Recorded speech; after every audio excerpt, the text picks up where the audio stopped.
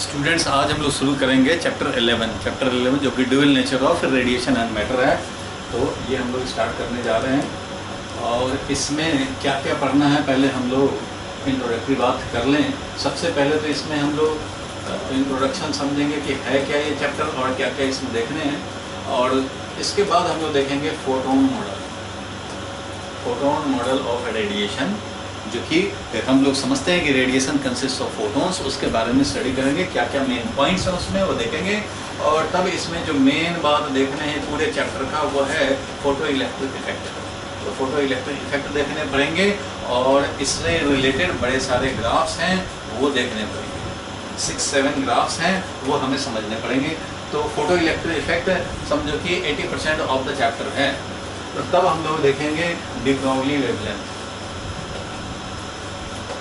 De Broglie wavelength जो de Broglie साहब ने सजेस्ट किया मैटर वेव के लिए वो देखने हैं, और लास्ट में देखने हैं डेविसन एंड जर्मर एक्सपेरिमेंट, ये पढ़ने होते हैं। और अगर टाइमिंग की बात करें हम लोग कि कितने टाइम लगेंगे इसमें, तो वो हम लोग देखना चाहते हैं। तो इंट्रोडक्टरी में मान लो 30 मिनट्स टाइम लगेंगे, और इसके बाद फोटोन मॉडल देखेंगे, इसमें अराउंड 1 आवर लगेंगे। और photo electric effect and related graph ये सब जानने में कम से कम समझो कि 3 आवर्स ये लगेंगे। डी ब्रॉगली वेवलेंथ जो देखेंगे, या वेव और मैटर इन दोनों का डुअलिटी रिलेशन देखेंगे, इसमें भी 1 आवर लगेंगे। और डेविसन एंड जर्मन एक्सपेरिमेंट, इसमें भी 1 आवर लगते हैं। ये 11 नंबर चैप्टर के लिए। तो सबसे पहले हम लोग क्या स्टार्ट करेंगे, तो पहले इंट्रोडक्टरी बात ये समझे क्या क्या पढ़ना है, क्या टाइम लगेगा। और अगर हम लोग इस चैप्टर का टॉपिक देखें तो इसमें क्या लिखा हुआ भाई, तो इसमें लिखा हुआ है dual nature of radiation and matter. Dual nature of क्या, तो radiation, light and matter. Radiation किसको बोलते हैं भाई, तो ईएम वेव, जितने भी ईएम वेव है वही सब रेडिएशन है। या हम लोग यहाँ पे हम लोग का जो कंसर्न है वो है लाइट से। मीन्स यहाँ पे हम लोगों को इसका मतलब लाइट से लगाना है। रेडिएशन मीन्स समझना है लाइट। रेडिएशन में बड़े सारे हैं ईएम वेव जितने भी हैं, बट लाइट के लिए हम लोग स्पेशली यहाँ पे ध्यान देना है हमें। तो dual nature of radiation and matter, दोनों का ड्यूअल नेचर के बारे में समझना है। तो इसके बारे में थोड़ा सा और हम लोग डिस्कस करें, फिर हम लोग चले आएंगे मेन टॉपिक फोटोन मॉडल, इस पर आज देखेंगे और फिर फोटो इलेक्ट्रिक इफेक्ट स्टार्ट करेंगे। तो आज देखते हैं कहाँ तक होता है। फिलहाल ये है फर्स्ट क्वेश्चन में आने से पहले ड्यूअल नेचर क्या है, इसके पहले तो थोड़ा सा इंट्रोडक्टरी बात समझो कि जो अपना यूनिवर्स है, पूरा यूनिवर्स समझें, अगर पूरा यूनिवर्स समझें या पूरा नेचर समझें, जो अपने अराउंड हम लोग देख रहे हैं यूनिवर्स या नेचर को, वो तो वो चीज़ से बना हुआ हम लोग समझते हैं। बाद में ये वेरीफाइड भी हो गया। 2 चीज़ से ये बना है। 2 एंटिटी जो है वो पूरे यूनिवर्स को कंसिस्ट कर रहा है। एक वो है जो हम लोग देख सकते हैं, समझ सकते हैं, मैटर है, जिसका कि रेस्ट मास होता है, 0 नहीं होता। मटेरियल पार्टिकल उसी को बोलते हैं जिसका रेस्ट मास होता है। Matter, book, pencil, pen, board, eraser, सब ये सब किससे बनाया है भाई, मॉलिक्यूल से बनाया है, मॉलिक्यूल। एटम से बना है, एटम इन पार्टिकल्स से बना है, बेसिक पार्टिकल्स से, जिसका रेस्ट मास हो। रेस्ट मास होने का मतलब है कि जब वो पार्टिकल या बॉडी अर्थ के रिस्पेक्ट में रेस्ट में हो, उस समय इसका एग्जिस्टेंस हो और सम अमाउंट ऑफ मैटर हो उसमें, उसको रेस्ट मास, जितना मैटर है उसी को तो रेस्ट मास बोलते हैं, मास बोलते हैं। जनरली जो हम लोग मास अब तक समझे हैं वो सब क्या है, रेस्ट मास ही समझे हैं। तो मैटर से बना है। और दूसरा radiation, nature consist of radiation बोले या ईएम वेव बोले, एक ही बात है, ठीक है। मैटर एंड रेडिएशन, ये 2 चीज़ से पूरा यूनिवर्स यानी कि नेचर बना हुआ है। और इन दोनों में क्या है भाई, तो फाइनल कंक्लूजन ये है कि इन दोनों में डुअल नेचर है, ठीक है। दोनों के पास डुअल नेचर है। कौन कौन सा नेचर है भाई, तो इनमें वेव नेचर भी है, जी वेव नेचर है, वेव की तरह भी ये बिहेव करते हैं समटाइम। और पार्टिकल नेचर भी है, मीन्स कभी कभी इसका नेचर आपका पार्टिकल नेचर की तरह ये डोमिनेंट होगा। दोनों में ये प्रॉपर्टी है, इसलिए तो टॉपिक का भी नाम है dual nature of radiation as well as matter. Matter उसको जिसका रेस्ट मास 0 ना हो। तो वेव नेचर भी है एंड पार्टिकल नेचर भी है। अब वेव नेचर तो चैप्टर 10 अभी जो वेव ऑप्टिक्स आपने देखा, तो वेव ऑप्टिक्स में हम लोग वेव नेचर याद होगा हाइगेंस वेव थ्योरी। तो वेव नेचर किसी का भी देखने हमें तो on the basis of Huygens wave theory. Huygens wave theory के बेसिस पे हम लोग समझते हैं वेव नेचर। और पार्टिकल नेचर अगर समझना है तो यही है हमारा फोटोन मॉडल। फोटोन मॉडल बोले that is quanta of energy, जिसको फोटोन बोलते हैं। Photon model of radiation, radiation या ईएम वेव का फोटोन पिक्चर। तो ये यूज करता है हाइगेंस वेव थ्योरी पे वेव नेचर समझने हैं, एंड फोटोन मॉडल पे हमें पार्टिकल नेचर समझने हैं। पूरा यूनिवर्स दो से बना है, मैटर एंड रेडिएशन। रेडिएशन और मैटर दोनों को डुअल नेचर है, यानी कि इनमें दो तरह के बिहेवियर हैं। कभी ये दिखाता है जैसे हम लोग सोचते हैं कुछ और, बोलते हैं कुछ और, कभी कभी ऐसा होता है डबल कैरेक्टर, डबल बिहेवियर दिखा रहे हैं कि बड़े शरीफ हैं और अंदर से हैं बदमाश। ऐसे भी होते हैं, दिखाने के लिए लोग बोलते हैं कि बहुत पढ़ने वाले हैं और मार्क्स आते नहीं हैं।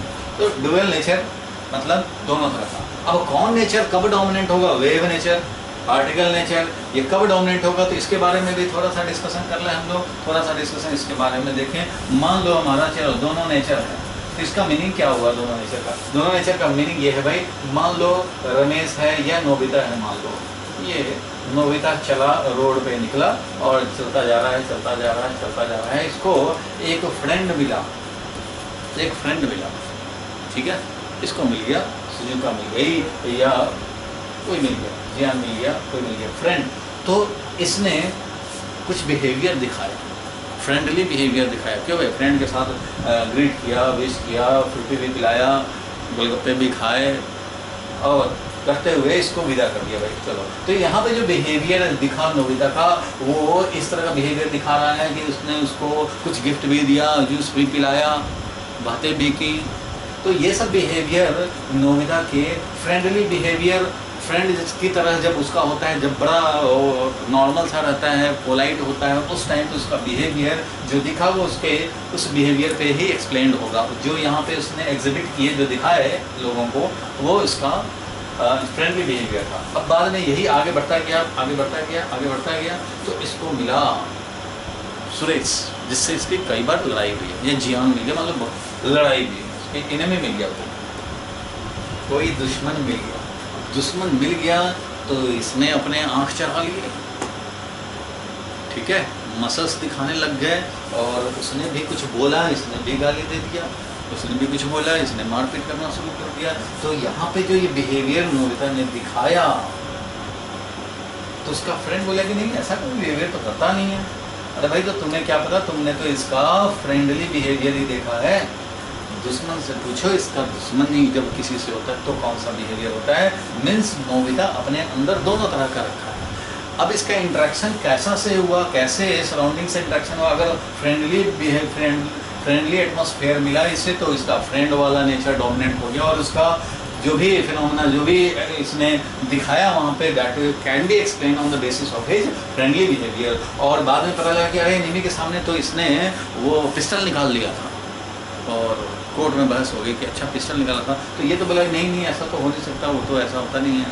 तो यार तुम्हें नहीं पता ना, तुम तो उस बिहेवियर को देखे नहीं हो, दुश्मन की नज़र से देखो, वो ऐसा कर सकता है। हाँ एक बार और निकाला था। तो भाई इसका दुश्मन वाला भी बिहेवियर है, ठीक है। जब ये लड़ता है उसका बिहेवियर अलग है, और जब ये फ्रेंडशिप रखता है तो उसका बिहेवियर अलग है। दोनों बिहेवियर लेके चला था नोबिता। नोबिता जब घर से निकला था उसके पास दोनों कैरेक्टर था। अब कौन सा कैरेक्टर कब ज़्यादा डोमिनेट हो जाएगा, दैट डिपेंड्स ऑन इंटरेक्शन।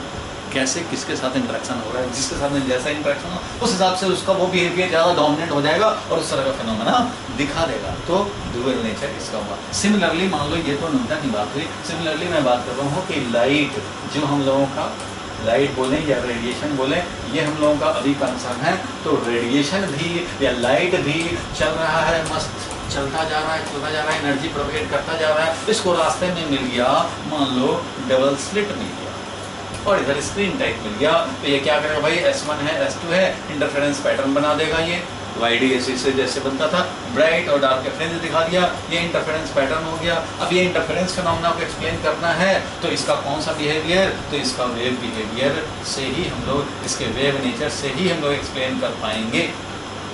अगर ये आगे चल करके मान लो लाइट आया और एक सिंगल स्लिट मिल गया और यहाँ पे इसने डिफ्रैक्शन पैटर्न दिखा दिए, तो ये भी इसका वेव नेचर से एक्सप्लेन होगा।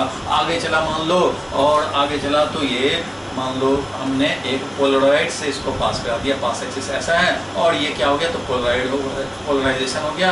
पोलराइड के थ्रू पास होने से पोलराइज्ड लाइट हो गया, ये इसके वाइब्रेशन रिस्ट्रिक्ट हो गए एक प्लेन में, तो यहाँ पोलराइजेशन फिनोमेना दिखाया। ये पोलराइजेशन फिनोमेना कैसे एक्सप्लेन होगा, on the basis of wave nature of light और रेडिएशन।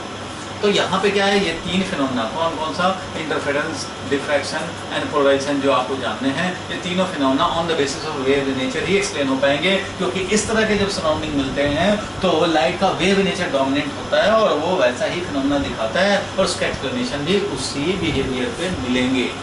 और वही लाइट रे अगर जा रहा था प्रोपेगेट करता हुआ जा रहा था, यहाँ पे मेटल सरफेस मिल गया। अब मेटल सरफेस मिल गए और इसका फ्रीक्वेंसी था sufficient greater than threshold frequency, तो यहाँ से कुछ इलेक्ट्रॉन्स ये निकाल देगा क्योंकि सफिशिएंट एनर्जी प्रोवाइड किया, कुछ इलेक्ट्रॉन निकला है, फोटो इलेक्ट्रिक इफेक्ट हो गया। तो यहाँ पे तुम सोचोगे कि अच्छा फोटो इलेक्ट्रिक इफेक्ट है, इसको भी एक्सप्लेन कर ले हम लोग on the basis of wave theory, तो ये वेव थ्योरी इसको एक्सप्लेन नहीं कर पाता, तो ये फेल हो जाता है। यहाँ पे इसका पार्टिकल नेचर डोमिनेंट होता है, पार्टिकल नेचर के बेसिस पे ही इसको हम लोग एक्सप्लेन कर पाएंगे। फोटो इलेक्ट्रिक इफेक्ट हो या कॉम्पटन इफेक्ट हो, ये सब कुछ ऐसे फिनोमेना हैं जिसमें वेव नेचर एक्सप्लेनेशन नहीं दे सकता, यहाँ पार्टिकल नेचर ही देता है। तो लाइट को दोनों नेचर है, इसका इंटरेक्शन कैसे सराउंडिंग में होता है, जैसा इसका इंटरेक्शन होगा उस हिसाब से इसका वेव नेचर या पार्टिकल नेचर डोमिनेंट होगा और ऐसे फिनोमेना उसी नेचर पे एक्सप्लेन हो पाएंगे। Interference, diffraction, polarisation particle nature से एक्सप्लेन नहीं हो सकते, वेव नेचर से एक्सप्लेन होंगे। और photo electric effect, Compton effect particle nature से, फोटोन मॉडल से एक्सप्लेन होंगे, ना कि वेव नेचर से। इसलिए लाइट को दोनों बिहेवियर है, दोनों कैरेक्टर है, कभी कभी ये पार्टिकल नेचर की तरह दिखाएगा, कभी कभी इसका वेव नेचर डोमिनेंट हो जाएगा, that depends on it's interaction, है दोनों ही। ठीक है, हटा दें इसको। और देखो हिस्ट्री में अगर हम लोग चले थोड़ा सा, तो लाइट हमारा या रेडिएशन वेव है या पार्टिकल है, तो सबसे पहले न्यूटन साहब ने बताया था। न्यूटन साहब ने बताया कि भाई पार्टिकल नेचर है, कार्पस्कुलर नाम का पार्टिकल इसमें होता है। कार्पस्कुलर जो होते हैं पार्टिकल, ये चलते हैं लाइट के साथ, और अगर रास्ते में कोई ऑब्स्टेकल मिल गया तो इसका शैडो बन जाता है। शैडो बन जाता है क्योंकि कार्पस्कुलर यहाँ पे पहुंच नहीं पाए, जहाँ पहुंचे वहाँ पे ब्राइटनेस दिखाता है और जहाँ नहीं पहुंचे वहाँ शैडो बन जाता है। तो ये शैडो फॉर्मेशन जो न्यूटन साहब ने हेल्प लिया कि शैडो फॉर्मेशन, इस बात का एक्सपेरिमेंटल एविडेंस है कि लाइट हमारा पार्टिकल नेचर का है। सबसे पहले न्यूटन साहब ने ये बताया, और ऑलमोस्ट उसी टाइम पे हाइगन साहब ने बताया कि वेव नेचर है।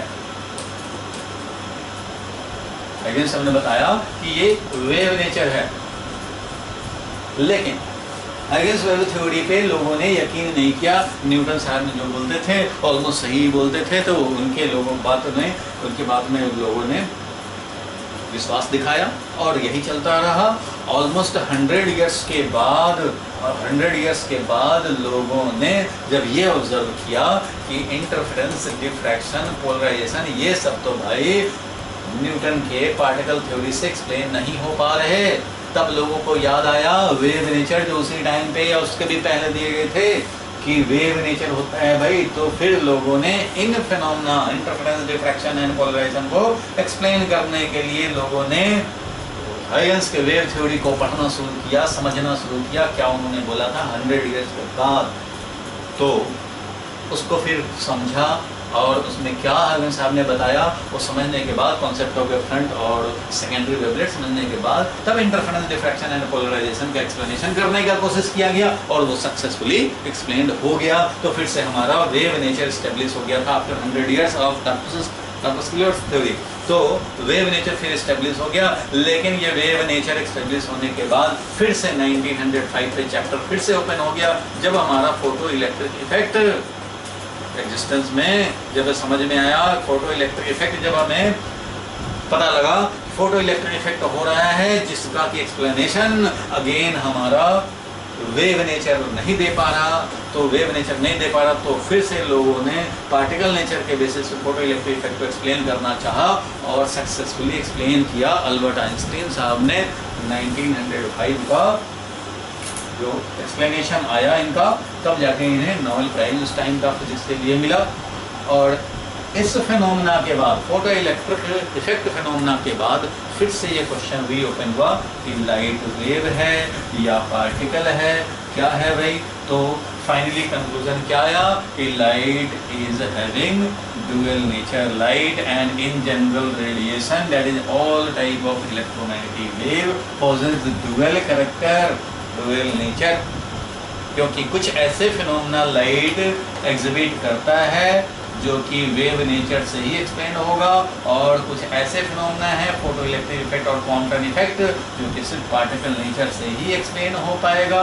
इसलिए क्या होगा भाई, तो वेव नेचर भी है और पार्टिकल नेचर भी है, dual nature. It sometime exhibit wave property and at the other time it may have particle nature. समझ में आ गया?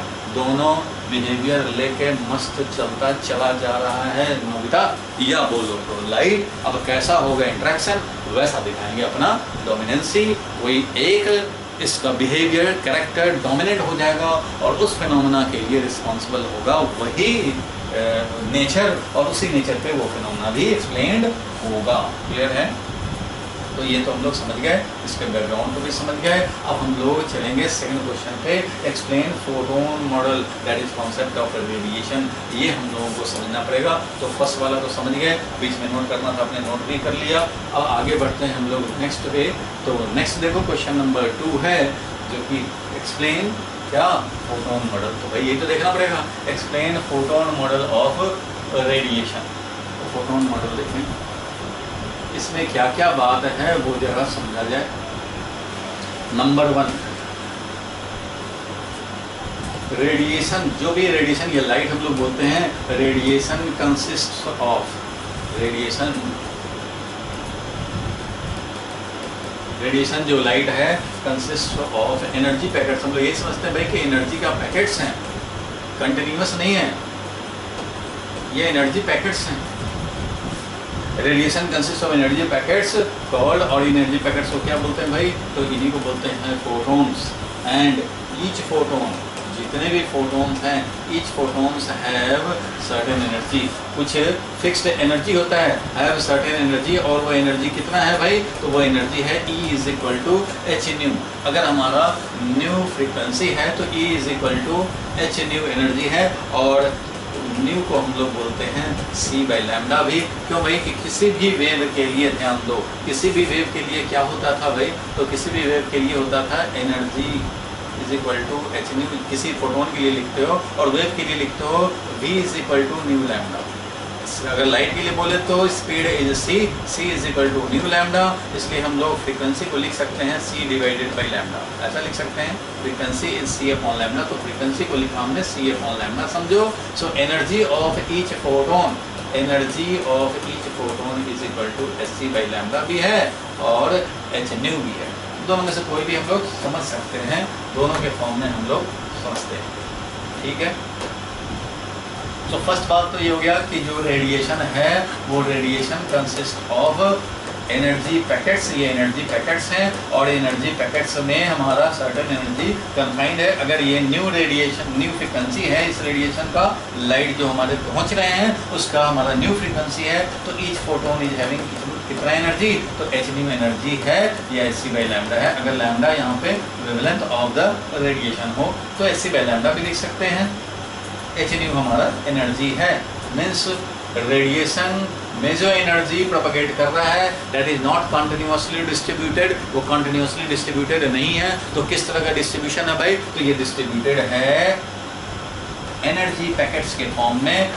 क्वांटा ऑफ एनर्जी, इनको हम लोग एनर्जी बंडल ऑफ एनर्जी बोलें या फिर बोलें quanta of energy, quanta of energy. तो क्वांटा ऑफ एनर्जी को ही हम लोग बोलते हैं फोटोन्स। क्लियर बात है, फोटोन पिक्चर ऑफ रेडिएशन। अब फोटोन के बारे में और भी बात हम लोगों को समझने हैं, तो चलो और भी बात देखते हैं। तो क्वेश्चन ये पॉइंट नंबर 2 देखेंगे। तो पॉइंट नंबर 2 है, मान लो मास के बारे में हम लोग जानना चाहते हैं। तो मास, किसी भी फोटोन का मास 2 तरह के हैं, एक रेस्ट मास और एक डायनेमिक मास। तो फिलहाल जितने भी मास हम लोगों ने पढ़ा है का मतलब रेस्ट मास से होता है। रेस्ट मास जो कि m0 से रिप्रेजेंट करते हैं फॉर एनी फोटोन, किसी भी फोटोन के लिए रेस्ट मास क्या होता है, for any photon is zero. Rest मास किसी भी फोटोन के लिए क्या है, वो जीरो है। मीन्स फोटोन कभी भी रेस्ट में आकर, फोटोन इस तरह से आ रहा था, मान लो फोटोन्स आ रहे थे और यहाँ पे आकर के वॉल पे स्ट्राइक किया और ये रेस्ट में आ गया, तो यहाँ पे कोई इसका एग्जिस्टेंस नहीं रहेगा। टोटल मास डायनेमिक मोड में मास जिसका होता है वो कन्वर्ट हो जाता है एनर्जी में। मतलब रेस्ट मास जीरो है। रेस्ट मास का मतलब जब रेस्ट में आएगा फोटोन तो वो जीरो मास रखेगा, मीन्स नहीं रखेगा, डिसअपीयर हो जाता है। फैक्ट ये है कि डायनेमिक मोड में मास होता है, इसको बोलते हैं dynamic mass of photon. Dynamic mass of photon अगर m है dynamic mass of photon, this is not amount of matter contained in a photon. ऐसा नहीं है, अमाउंट ऑफ मैटर नहीं है, मटेरियल पार्टिकल है ही नहीं photon. Photon chargeless and massless होता है। मासलेस मतलब रेस्ट मास नहीं है। डायनेमिक मोड का मास है, तो डायनेमिक मास हमारा ये m है, तो ये क्या होता है, डायनेमिक मास हमें m हम लोग कैलकुलेट भी करेंगे, वो डिसअपीयर रहता है। जैसे ये स्ट्राइक करेगा ना, तो पूरा का पूरा मास एनर्जी में mc² E = mc² एनर्जी में कन्वर्ट हो जाएगा, और जिसको स्ट्राइक करेगा उसको ये हैंड ओवर कर देता है। तुरंत एनर्जी क्या करता है, ये हैंड ओवर कर देता है। और भी पॉइंट इसके लिखवाएंगे। फिलहाल rest mass of the photon is zero, ठीक है। डायनेमिक मोड में मास होगा, और डायनेमिक मास कितना होगा तो वो हम लोग दे सकते हैं। कैसे निकालेंगे भाई, तो एनर्जी ऑफ ईच फोटोन जो hν था, energy of each photon hν था, इसको हम लोग ये भी लिख सकते हैं कि ये तो भाई mc² था, वेयर m इज डायनेमिक मास। तो मास डायनेमिक क्या हो जाएगा हमारा भाई, तो एनर्जी डिवाइडेड बाई c² हो जाएगा। तो ये है हमारा डायनेमिक मोड का मास। और एनर्जी को हम लोग hν भी लिख सकते हैं, तो hν डिवाइडेड बाई c² भी लिख सकते हैं। Mass dynamic of the photon, photon का ये डायनेमिक मोड में मास है अगर पूछा जाए तो। रेस्ट मास जब भी पूछा जाएगा तो that will be equal to zero. Rest mass is zero, किसी भी फोटोन का रेस्ट मास रहता है जीरो। क्लियर है, मास के बारे में समझ गए। नेक्स्ट पॉइंट पे अगर हम लोग देखें, अगर मान लो थर्ड पॉइंट की बात करें हम लोग, चलो थर्ड नंबर पॉइंट देखा जाए। अगर हम लोग मोमेंटम की बात करें, अब मोमेंटम, तो रेडिएशन हो या लाइट हो, जब भी हमारा कोई भी रेडिएशन या लाइट प्रोपगेट करेगा, रेडिएशन और लाइट जिसके साथ आ रहा है फोटोन, ठीक है। रेडिएशन और light carries momentum with it. इसके साथ क्या क्या कैरी होता है भाई, तो मोमेंटम भी होता है, मोमेंटम विद इट, ठीक है, मोमेंटम कैरी करता है। और हम लोग लिख सकते हैं कि मोमेंटम ऑफ ईच फोटोन, किसी भी फोटोन का मोमेंटम होता कितना है, तो वो हम लोग देख सकते हैं कितना मोमेंटम होता है। अगर मान लो p से रिप्रेजेंट करते हैं तो वो होगा डायनेमिक मोड में मास of the photon multiplied by उसका स्पीड, क्योंकि मोमेंटम ऐसे भी जानते हो मास इंटू स्पीड, ये होता है मोमेंटम वैल्यू। तो momentum value mass into speed है, तो ये हम लोग निकाल सकते हैं। देखो भाई, डायनेमिक मोड में जब भी हमारा रेडिएशन आगे एनर्जी प्रोपगेट करा रहा था, m मास था, c इसका स्पीड है, क्योंकि देखो फोटोन का स्पीड कितना होता है, लाइट का स्पीड कितना होता है, c। इट मीन्स c जो वैल्यू होता है 3 × 10⁸ मीटर पर सेकेंड, ये हमारा फोटोन का भी स्पीड है, क्योंकि लाइट का स्पीड मीन्स फोटोन का स्पीड, तो इस स्पीड से चल रहा है। तो mass into c will be the momentum. इस मोमेंटम को हम लोग कैलकुलेट कर सकते हैं। कैसे कैलकुलेट कर सकते हैं, तो देखो भाई कैसे कैलकुलेट कर सकते हो। ये एनर्जी तो होता है mc² where c is dynamic mode mass. तो इसमें हमारा इस चाहें तो एनर्जी को hν भी लिख सकते हैं या e भी छोड़ सकते हैं। यहाँ से आप मास निकालना चाहो तो मास निकाल लोगे, मोमेंटम निकालना चाहो तो m × c निकालो भाई। बताओ m × c क्या हो जाएगा, ये तो mc × c है, तो m × c will be equal to energy divided by c, होगा कि नहीं। क्योंकि यहाँ पे देख रहे हो ना कि mc² में mc × c है, ये क्या है mc × c है, मतलब इसको हम लिख सकते हैं एनर्जी को mc × c, ऐसा लिख सकते हैं इसको। तो ये mc जो निकाला वो क्या हो गया, एनर्जी डिवाइडेड बाई c, वही एनर्जी डिवाइडेड बाई c आ गया। यहाँ से भी अगर निकालना चाहें न्यूटन में तो लिख सकते हैं, यही है ना मोमेंटम, यानी कि hν जो मोमेंटम है, hν जो एनर्जी है वो है momentum into c। It means momentum is equal to hν by c बोलें या एनर्जी बाई c बोलें, बात एक ही है। और इस बात को अगर आगे हम लोग बढ़ाएं, थोड़ा सा आगे बढ़ाएं, एक स्टेप और आगे बढ़ाएं, तुम सबको पता है भाई, किसी भी लाइट के लिए c is equal to nu lambda हम लोग लिखते हैं। तो फ्रीक्वेंसी को अगर हम लोग लिखना हो तो c डिवाइडेड बाई लैम्डा लिखोगे, और लैम्डा को लिखना हो तो c डिवाइडेड बाई फ्रीक्वेंसी भी लिख सकते हैं, ऐसा लिख सकते हैं। बोलो ठीक है। तो यहाँ पे देखो मोमेंटम जो हम लोग लिख रहे हैं, ये मोमेंटम, उसको और स्टैंडर्ड फॉर्म में लिखने के लिए momentum is equal to h divided by ये जो c है, c डिवाइडेड बाई न्यू कर सकते हैं, c डिवाइडेड बाई न्यू कर दिया, ये कर सकते हैं भाई। यहाँ न्यू है देखो, और ये c है देखो, और ये h है, h को एज इट इज हमने छोड़ दिया और इसको c बाई न्यू लिख सकते हैं। और c बाई न्यू क्या है, c बाई न्यू क्या है, वेवलेंथ है, c बाई न्यू क्या है, वेवलेंथ है। तो ये क्या मिल गया, h divided by wavelength, h divided by wavelength means momentum of the photon is h upon wavelength. So finally हम लोगों के पास जो पिक्चर निकल के आया वो ये आया कि हमारा मोमेंटम कैरी होता है, और मोमेंटम कितना होता है भाई, तो एनर्जी डिवाइडेड बाई c लिखो, और इसी को आगे हम लोग बढ़ाते हैं तो ये एनर्जी डिवाइडेड बाई c को आगे बढ़ाते हैं तो ये h अपॉन वेवलेंथ भी आता है। ये h अपॉन वेवलेंथ ये हमारा मेन इक्वेशन बन गया। वेरी वेरी इंपॉर्टेंट इक्वेशन है ये, और यही जो इक्वेशन है momentum is equal to h upon wavelength, यही आगे डी ब्रोगली साहब ने इसको एक्सटेंड किया, किधर, इसको एक्सटेंड किया उन्होंने मैटर वेव के लिए। इसलिए मैटर वेव के लिए उन्होंने बताया कि मैटर के लिए भी मोमेंटम हमारा h अपॉन वेवलेंथ होना चाहिए, momentum is equal to h upon wavelength होना चाहिए। Momentum is equal to h divided Planck's constant divided by wavelength, ये उन्होंने मैटर वेव के लिए भी एक्सटेंड किया डी ब्रोगली साहब ने, और बाद में वो एक्सपेरिमेंटली वेरीफाइड भी हुआ। कैसे भाई, तो वेरीफाइड हुआ डेविसन एंड जर्मर एक्सपेरिमेंट में। लेकिन फर्स्ट टाइम ये relation momentum is equal to h upon lambda was obtained for photons, और इसको हम लोग वेव पार्टिकल ड्यूअलिटी रिलेशन भी बोलते हैं। ये तो समझ गए हो, लिखना चाहो तो आप लिख सकते हो, बहुत लगा कर लिखना चाहो तो लिख सकते हो। ठीक है, आगे बढ़ते हैं हम लोग। ये जो रिलेशन है ना, ये रिलेशन बड़ा इंपॉर्टेंट रिलेशन है, और इस रिलेशन को हम लोग बोलते हैं wave particle duality relation. Wave particle duality relation मतलब ये है इसका कि इसमें वेव पैरामीटर लैम्डा भी है और पार्टिकल पैरामीटर मोमेंटम भी है, और प्लैंक्स कांस्टेंट है। मतलब दो पैरामीटर यहाँ पे देखो, वेव पैरामीटर और पार्टिकल पैरामीटर। ये वेव का पैरामीटर है भाई, वेव में तो हम लोग लैम्डा वेवलेंथ समझते हैं, और मोमेंटम ये क्या है, मास इनटू वेलोसिटी, जिसको कि हम लोग मोमेंटम लिखते हैं, मास इनटू वेलोसिटी। ये किसके लिए होता है, तो पार्टिकल के लिए होता है। मीन्स एक ऐसा रिलेशन, इकलौता रिलेशन फिजिक्स में, ऐसा रिलेशन जो कि इकलौता है, ये फिजिक्स का एकमात्र इक्वेशन है, single equation in which both parameters are available.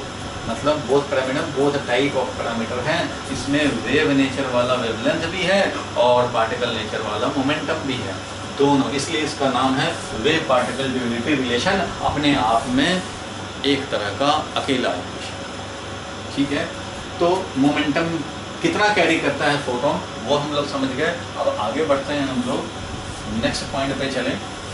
ये तो मोमेंटम देखा हम लोगों ने, और देख सकते हैं 4 नंबर पॉइंट पे। 4 नंबर पॉइंट पे क्या देखेंगे भाई, तो 4 नंबर पॉइंट पे हम लोग ये समझ सकते हैं कि speed of photon, speed of light के बारे में, रेडिएशन, स्पीड ऑफ लाइट बोलें, रेडिएशन बोलें या फोटोन बोलें, सब एक ही बात है। और फोटोन, स्पीड ऑफ लाइट या बोलें photon in air oblique vacuum, air या वैक्यूम में कितना होता है, इज फिक्स्ड, कांस्टेंट है भाई, एंड इट इज कितना है भाई, तो it is c is equal to 3 into 10⁸ metre per second, और ये बिल्कुल कांस्टेंट है, ये कांस्टेंट है, ये बिल्कुल चेंज नहीं होता, कांस्टेंट है। ठीक है, इंडिपेंडेंट हो, ये जो स्पीड है, दिस स्पीड इज इंडिपेंडेंट, किससे independent, is this speed is किससे इंडिपेंडेंट है भाई, इंडिपेंडेंट ऑफ क्या, this is speed is independent of intensity of light, intensity of light, और इससे इंडिपेंडेंट है फ्रीक्वेंसी ऑफ लाइट। फ्रीक्वेंसी क्या है उससे भी कोई मतलब नहीं है, कलर कौन सा है कोई मतलब नहीं है, मतलब वेवलेंथ क्या है, कलर या वेवलेंथ क्या है उससे कोई मतलब नहीं है। और इस पे भी ये डिपेंड नहीं करता कि relative motion between source and observer, relative motion between source and observer, मतलब किस फ्रेम में इसको देखा जा रहा है। मान लो लाइट रे का हम लोग स्पीड निकालना चाहें तो हमारा फ्रेम कुछ भी हो जाए, इंडिपेंडेंट ऑफ फ्रेम, ये ध्यान रखना बड़ा इंपॉर्टेंट है, ये C is independent of frame, independent of frame, मतलब किस फ्रेम से देखा जा रहा है उससे कोई मतलब नहीं है। ये जितना स्पीड होना है, लाइट का स्पीड C होना है, वो C फिक्स रहेगा, ठीक है, ये वैल्यू बिल्कुल फिक्स्ड है वैक्यूम में। लेकिन ध्यान रखना, ये स्पीड ऑफ लाइट कहाँ, स्पीड ऑफ लाइट और radiation of photon in air और वैक्यूम, दूसरे मीडियम में जाएगा स्पीड चेंज हो जाएगा, वो कलर डिपेंडेंट भी हो जाएगा। दूसरे मीडियम में क्या स्पीड हो जाएगा तुम्हें पता है, स्पीड जो होता है speed of light divided by हमारा refractive index of the medium, ये होता था refractive index of the medium. याद होगा हम लोगों ने रिफ्रैक्टिव इंडेक्स जो डिफाइन करते हैं, याद होगा रिफ्रैक्टिव इंडेक्स जो डिफाइन करते हैं, refractive index of any medium is equal to speed of light in vacuum divided by speed of light in the medium। तो यहीं से तो तुम ये ला रहे भाई स्पीड कितना, C divided by refractive index of the medium. और रिफ्रैक्टिव इंडेक्स हम लोगों ने रे ऑप्टिक्स में देखा था कि रिफ्रैक्टिव इंडेक्स कलर वाइज अलग अलग होते हैं। रोशी साहब ने बताया कि रिफ्रैक्टिव इंडेक्स जो होता है म्यू, वो क्या होता है भाई, तो A plus B divided by lambda square होता था, याद होगा। मीन्स वेवलेंथ ज़्यादा होगा, रेड कलर का वेवलेंथ ज़्यादा है तो उसका रिफ्रैक्टिव इंडेक्स डिफरेंट होगा, और रिफ्रैक्टिव इंडेक्स डिफरेंट होगा तो speed of light in glass और इन एनी मीडियम, रेड के लिए कुछ और होगा, वायलेट के लिए कुछ और होगा, ब्लू के लिए कुछ और होगा, येलो के लिए कुछ और होगा। इसलिए ये स्पीड लाइट का चेंज हो जाते हैं, colour wise medium wise change हो जाते हैं। लेकिन वैक्यूम में या एयर में, वैक्यूम और एयर में ये होता है फिक्स्ड, चाहे वो लाइट रेड कलर का हो, वाइट कलर का हो, ब्लू हो, कोई भी हो, this is independent of frequency, intensity, इन सब से इंडिपेंडेंट है और ये फिक्स्ड है। स्पीड ऑफ लाइट कोई भी फोटोन हो, कोई भी लाइट रेडिएशन हो, ये फिक्स्ड है कहाँ भाई, तो इन एयर और वैक्यूम, इसमें ये फिक्स्ड है, दिस इज कांस्टेंट, ठीक है, irrespective of the frame of reference. तो ये स्पीड के बारे में समझ गए हम लोग, क्लियर है ये। आगे बढ़ते हैं हम लोग, नेक्स्ट पॉइंट अगर लिखें हम लोग, इंटेंसिटी, इंटेंसिटी के बारे में समझें, इंटेंसिटी ऑफ रेडिएशन, इसके बारे में हम लोग समझें। इंटेंसिटी ऑफ रेडिएशन का क्या मीनिंग हुआ, तो in photon picture of radiation, in photon picture of radiation, intensity means, intensity of radiation का मतलब है नंबर ऑफ फोटोन्स। लिखना चाहो तो बिल्कुल लिखना चाहिए, नंबर ऑफ फोटोन्स, कितने photons, number of photons passing, किसी भी क्रॉस सेक्शन से पासिंग पर यूनिट एरिया, पर यूनिट एरिया और पर यूनिट टाइम। लेकिन ये एरिया जो लिया जाएगा वो perpendicular to the velocity of the wave लेना होगा, perpendicular to velocity of wave. मतलब समझो क्या मीनिंग ये है कि अगर मान लो रेडिएशन ऐसे चल रहा हो, ये रेडिएशन चल रहा हो, तो हम लोग क्या करेंगे, इसमें यूनिट एरिया ले लिया, कुछ भी एरिया ले लिया, मान लो हमने ज़्यादा ही एरिया ले लिया तो हमें कैलकुलेट करना होगा पर यूनिट एरिया। मान लो ए एरिया लिया और डेल्टा टी टाइम तक देखा हमने कितने फोटोन ट्रांसफ़र हो रहे हैं, कितने फोटोन्स आ रहे हैं। जो नहीं कैप्चर हो रहे हैं वो तो अलग है, उसको काउंट नहीं कर रहे हैं, जो कैप्चर हो रहे हैं उनको काउंट कर रहे हैं। तो इतने एरिया में हम लोग बोलेंगे इंटेंसिटी, देखो होता तो है एनर्जी पर unit time per unit area, यही होता है इंटेंसिटी।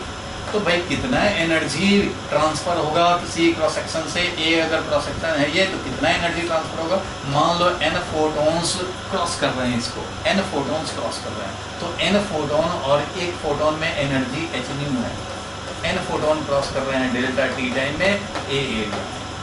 तो हम लोग बोल सकते हैं इसको, ये क्या हो गया भाई, तो दिस इज प्रोपोर्शनल टू, ऐसा लिख सकते हैं, this is proportional to number of photons. Number of photons जितना ज्यादा है भाई, हर फोटोन तो इतना एनर्जी लेके आएगा ही, एच न्यू एनर्जी तो हर फोटोन लेके आएगा। So this is proportional to number of photon striking per unit time per unit area taken normal to the velocity direction. Velocity से परपेंडिकुलर में हम लोग प्लेन ऑफ द एरिया लेंगे, plane of the area perpendicular to velocity, ठीक है। Plane of area is perpendicular to the velocity of the light। c से represent करें या v से रिप्रेजेंट करें, ठीक है। तो ये समझ गए हम लोग कि इंटेंसिटी का मतलब, ध्यान से समझना, ये बात बिल्कुल याद रखना, ये एक्सप्लेनेशन में फोटो इलेक्ट्रिक इफेक्ट में बहुत काम आने वाला है भाई। इंटेंसिटी का सीधा मतलब किससे लगाना है, तो इंटेंसिटी का सीधा मीनिंग हम लोगों को लगाना है किससे, तो इंटेंसिटी का मतलब है number of photon striking per unit time per unit area. If intensity is doubled, मान लो इंटेंसिटी हमने डबल कर दिया, तो पहले अगर 5 फोटोन्स आ रहे थे पर सेकेंड, 5 पर सेकेंड आ रहे थे, तो डबल कर दिया इंटेंसिटी, तो अब 10 फोटोन पर सेकेंड आएंगे। ट्रिपल कर दिया अगर, तो 15 पर सेकेंड आएंगे। 4 टाइम्स कर देते तो 20 पर सेकेंड आते। Means intensity is directly proportional to number of photon striking per unit time per unit area. Each photon का जो एनर्जी होगा ना वो फिक्स रहेगा, वो तो भाई फ्रीक्वेंसी डिपेंडेंट है। एनर्जी जो एक फोटोन का होगा वो फिक्स रहेगा, हर फोटोन का एनर्जी उतना ही होना है, एच न्यू। लेकिन पहले यहाँ 5 फोटोन पर सेकंड ट्रांसफर हो रहे थे, अब इंटेंसिटी डबल हो गए तो अब 10 फोटोन पर सेकंड ट्रांसफर होंगे। सो इंटेंसिटी का सीधा मतलब है नंबर ऑफ फोटोन्स से पर unit time per unit area कितना ट्रांसफर हो रहा है। तो नंबर ऑफ फोटोन्स डबल हो जाएंगे, rate of transfer of photon double हो जाएंगे। अगर इंटेंसिटी डबल हुआ, हाफ हुआ तो हाफ हो जाएंगे, बट फोटोन, ईच फोटोन का एनर्जी जो होगा वो इंडिपेंडेंट होगा। हर फोटोन 2-2 जूल ला रहा था तो 2-2 जूल ही लाता रहेगा। लेकिन इंटेंसिटी जब आई था तो 5 फोटोन पर सेकंड आ रहे थे, अब हमारा इंटेंसिटी डबल कर दिया हमने, तो अब 10 फोटोन पर सेकंड आएंगे। लेकिन एनर्जी पर फोटोन हमारा अगर 2 जूल था तो वो 2 जूल ही रहेगा। Intensity has nothing to do with energy corresponding to each photon, but intensity directly controls the number of photons striking per unit time per unit area। ये बात ध्यान रखने हैं, बिल्कुल माइंड में फिक्स रखने हैं, नहीं तो आगे परेशान हो जाएंगे। चलो भाई नेक्स्ट पे हम लोग चले, नेक्स्ट पॉइंट पे आते हैं। अगर तो अब बात करें हम लोग फ्रीक्वेंसी ऑफ रेडिएशन। मान लो रेडिएशन जो लाइट इंसिडेंट हो रहा है उसका फ्रीक्वेंसी हमने चेंज किया, उसका फ्रीक्वेंसी चेंज किया, न्यू से मान लो हमने न्यू डैश कर दिया, तो क्या होगा? फ्रीक्वेंसी चेंज का क्या मीनिंग है फोटोन पिक्चर ऑफ रेडिएशन में? तो वो ये है भाई कि पहले एनर्जी था एच न्यू, अब जो एनर्जी जब ये आएगा तो एनर्जी डैश हो जाएगा और वो हो जाएगा H new dash. It means if frequency is double, मान लो फ्रीक्वेंसी हमने डबल कर दिया तो इसका मतलब एनर्जी भी हमारा एच न्यू डैश हो गया, और क्योंकि तुमने डबल कर रखा है इसलिए 2 टाइम्स एच न्यू हो गया, इसका मतलब डबल ऑफ एनर्जी हो गया। पहले वाला एनर्जी से डबल एनर्जी हो जाएगा न्यू एनर्जी। क्लियर है? It means frequency of light will directly control energy corresponding to each photon। अब देखो अगर यूनिट एरिया से 5 फोटोन आ रहे थे पर सेकेंड, तो 5 फोटोन ही पर सेकेंड आएंगे। इंटेंसिटी चेंज करने से नंबर ऑफ फोटोन चेंज नहीं होगा, नंबर ऑफ फोटोन तो इंटेंसिटी से कंट्रोल होता है। अभी पहले वाला पॉइंट, इससे जस्ट पहले वाला पॉइंट। अभी के पॉइंट में क्या है, हम लोग फ्रीक्वेंसी चेंज कर रहे हैं। फ्रीक्वेंसी चेंज कर रहे हैं तो हर फोटोन का जो एनर्जी पोजेस्ड था वो चेंज हो रहा है। एनर्जी पोजेस्ड चेंज हो गया, एनर्जी पोजेस्ड जो था अब वो ई डैश हो गया, और वो हो गया कितना भाई, तो एच न्यू डैश। अगर तुमने डबल किया फ्रीक्वेंसी तो डबल हो जाएगा एनर्जी, ट्रिपल करोगे तो ट्रिपल हो जाएगा एनर्जी। मीन्स फ्रीक्वेंसी का सीधा मतलब किससे होगा, फ्रीक्वेंसी का सीधा मतलब होगा एनर्जी से। It will control energy corresponding to each photon. It will not control rate of transfer of photons। उस पे कंट्रोल इंटेंसिटी का, और energy corresponding to each photon, इस पे कंट्रोल किसका, तो इस पे कंट्रोल होगा energy corresponding to each photon पे कंट्रोल है डायरेक्टली फ्रीक्वेंसी का। क्लियर है यहाँ तक बात? चलो ये समझ गए। नेक्स्ट पॉइंट पे आए हम लोग, 6 नंबर पॉइंट पे चलते हैं। यहाँ देखा जाए तो 6 नंबर पॉइंट हम लोग ये समझते हैं कि देखो भाई, जब भी फोटोन्स आ रहे हैं रास्ते में और मिल गया हमें वाल, एक दीवार मिल गया ध्राम से, तो भाई फोटोन्स जो आ रहा था जिसका डायनेमिक मोड में मास था, तुम्हें पता है रेस्ट मास तो होता नहीं है भाई। रेस्ट मास कितना होता है? 0 होता है। डायनेमिक मोड में तो मास होता है भाई। तो whenever photon strikes some particle, particle मतलब जिसका रेस्ट मास होता हो, इलेक्ट्रॉन को स्ट्राइक करे, प्रोटॉन को स्ट्राइक करे, वाल को स्ट्राइक करे, परमेश को स्ट्राइक करे, नोबिता को, शिजुका को, किसी को भी स्ट्राइक कर दे, तो photon as it strikes any matter it disappears. Mass जो होगा इसका डायनेमिक मोड का मास वो डिसअपियर होगा and it will be converted completely into energy and the energy will be handed over. Energy को हैंड ओवर कर देगा, किसको? Handed over to striked particle. जिस भी पार्टिकल को इसने स्ट्राइक किया है उस पार्टिकल को पूरा का पूरा एनर्जी देगा और खुद डिसअपियर होगा। As soon as photon strikes, as soon as photon strikes a matter, it disappears, ये disappear हो जाता है and completely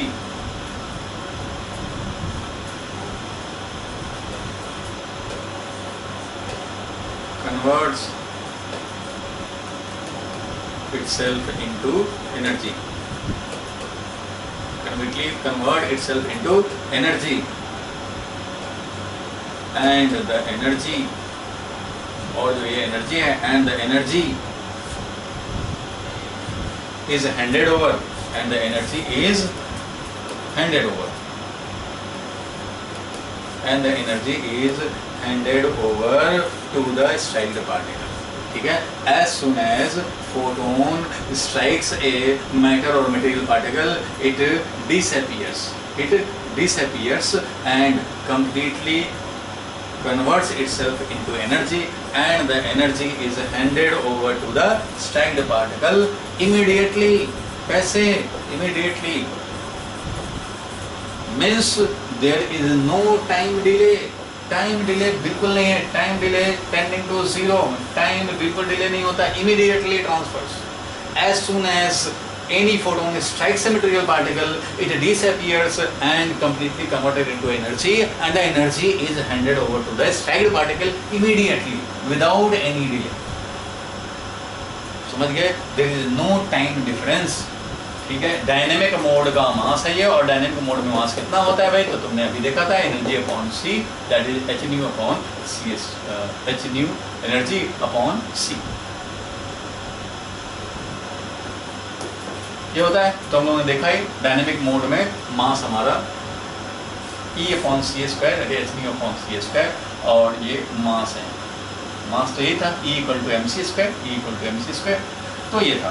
और मोमेंटम अगर निकालते हैं तो वो हो जाता है एनर्जी अपॉन सी, क्योंकि एम सी, और एच न्यू अपॉन सी, और यही हमारा एच अपॉन वेवलेंथ बनता है।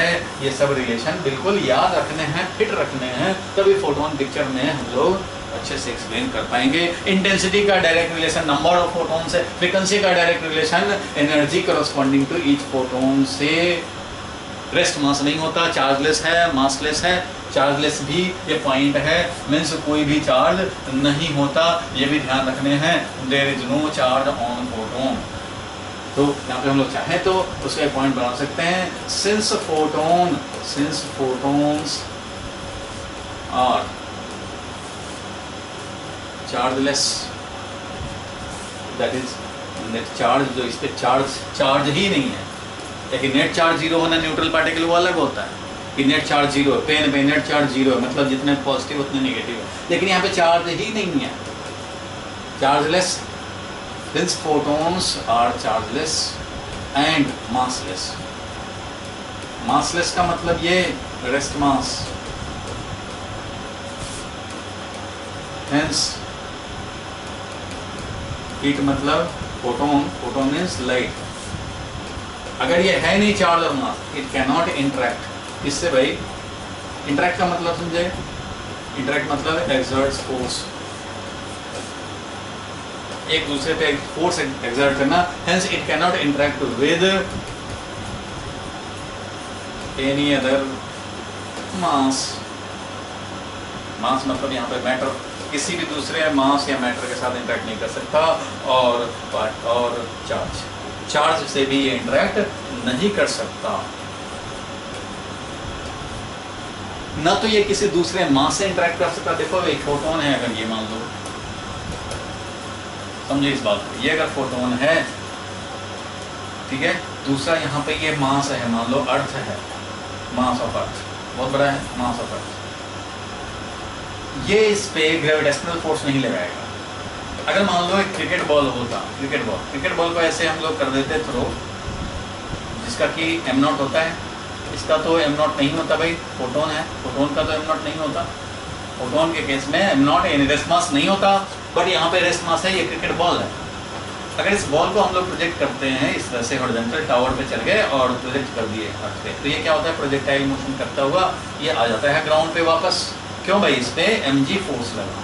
कौन सा फोर्स लगा भाई, तो mg फोर्स लगा, क्योंकि ग्रेविटेशनल फोर्स है। ये जो ग्रेविटेशनल फोर्स होता है ना, Gm divided by r square, ये जो ग्रेविटेशनल फोर्स है, ये जो दो मास यहाँ दिखते हैं ना m1 m2, वो दोनों m1 m2 क्या है, वो रेस्ट मास है। रेस्ट मास जीरो वाला नहीं, रेस्ट मास है। ये भी हमारा m0 not equal to zero, ये भी m0 not equal to zero है। मतलब बिना ये रेस्ट मास वाला का ही ये इंटरेक्टिव फोर्स है। अगर रेस्ट मास ना हो तो उस पर ग्रेविटेशनल फोर्स एक्सर्ट नहीं होता। जब भी रेस्ट मास होगा दोनों मास में, तभी ये होगा। तो क्रिकेट बॉल में मास था, अर्थ में मास था, तो इसलिए इस पे फोर्स लगाता है और ये इसको प्रोजेक्टाइल मोशन करा देता है। लेकिन तुम टॉर्च लाइट थ्रो कर दो। अभी मैं यहाँ पे बात करूँ कि यहाँ पे ये ग्राउंड है मान लो, और ये टावर पे कुतुब मीनार पे चढ़ गए और यहाँ से क्रिकेट बॉल थ्रो किया और एक बार टॉर्च लाइट थ्रो किया, तो लाइट तो ऐसे चला जाएगा, टॉर्च लाइट मीन्स फोटोन ऐसे चला जाएगा। फोटोन में कोई ग्रेविटेशनल फोर्स नहीं लगेगा, बॉल में लगेगा, बॉल ऐसे आ जाएगा। बॉल यहाँ आ जाएगा, जबकि दोनों को हॉरिजॉन्टल थ्रो किया गया था, बॉल यहाँ आ जाएगा और फोटोन ऐसे आ जाएगा। क्यों? क्योंकि फोटोन में मास नहीं था, इसमें रेस्ट मास नहीं होता है। रेस्ट मास जीरो वाले पे कभी ग्रेविटेशनल फोर्स नहीं लगता, इसलिए ये फोर्स नहीं लगा। तो इसका मतलब इसका दूसरे मास के साथ इंटरेक्शन नहीं होगा। वही बात मैंने लिखा है, since photons are chargeless and massless, hence that is light, hence photons can not interact. ये एक दूसरे को इंटरेक्ट नहीं कर सकते, एक दूसरे को फोर्स नहीं लगा सकते। It can not interact with any other mass, किसी दूसरे मास या मैटर के साथ ये इंटरेक्ट नहीं कर सकते। और चार्ज, ये दूसरे चार्ज भी इस पे फोर्स नहीं लगा सकते। तुम सोचोगे कि फोटोन पे हम लोग यहाँ पे इलेक्ट्रिक फील्ड ऐसे अप्लाई कर देते हैं और फोटोन पे फोर्स लगा दें, तो ऐसा नहीं होगा। अगर फोटोन इधर जा रहा है इधर ही जाता रहेगा, तो इलेक्ट्रिक फील्ड इधर भी अप्लाई कर दोगे तो ना तो इधर जाएगा ना इधर जाएगा, कहीं नहीं जाएगा, वो अपना ऐसे ही चलता जाएगा। We can not apply electric force और ग्रेविटेशनल फोर्स ऑन फोटोन्स। ठीक है, ये सारे बात क्लियर होना चाहिए। क्लियर है यहाँ पे। फोटोन मॉडल के कुछ हम लोगों ने प्रॉपर्टीज पढ़ लिए। अब जरा हम लोग चलेंगे वापस भाई बुकलेट पे, तो वो देखते हैं भाई। तो हम लोगों ने फर्स्ट क्वेश्चन देखा था, what is meant by dual nature, ये तो हम लोगों ने देख ही लिया था। और फोटोन मॉडल की बात करते थे हम लोग, तो फोटोन मॉडल देख लिया था। इसमें सेकेंड जो क्वेश्चन था हम लोग का, एक्सप्लेन फोटोन मॉडल। तो अब जरा इसके प्रॉपर्टी, ये बुक का लिखा हुआ है एक्सप्लेनेशन, ये बुक में ऐसे एक्सप्लेनेशन होता है, तो इसका जरा पढ़ो, इसका देखो।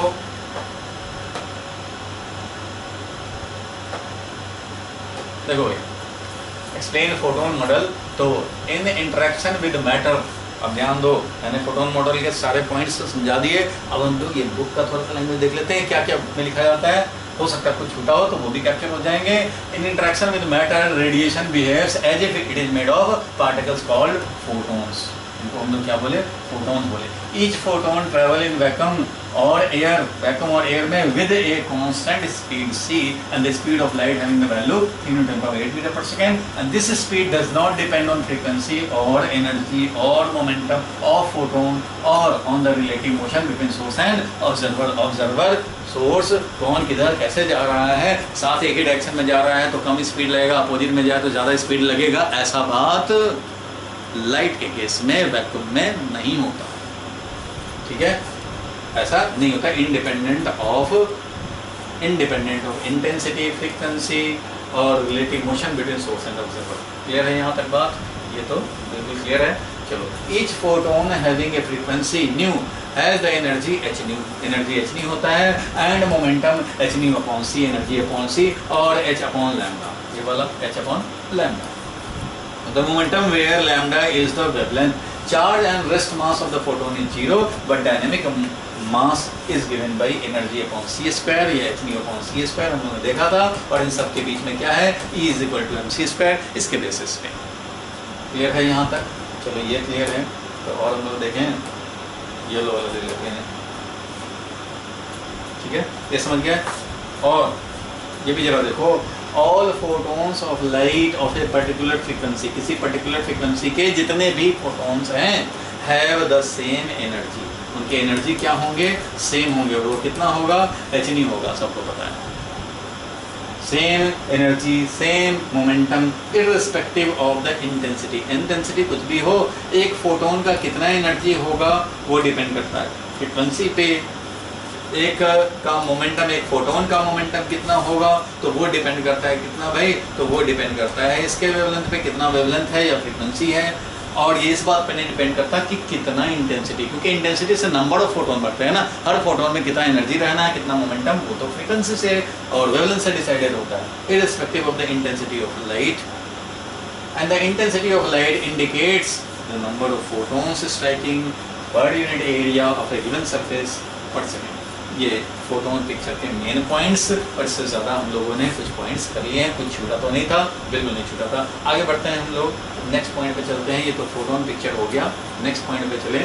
थर्ड क्वेश्चन आया, देखो थर्ड क्वेश्चन में क्या लिखा हुआ है, explain metal from electron view. Electronic view से हम लोगों को मेटल एक्सप्लेन करने हैं, इलेक्ट्रॉनिक व्यू से मेटल एक्सप्लेन करना चाहते हैं, ठीक है।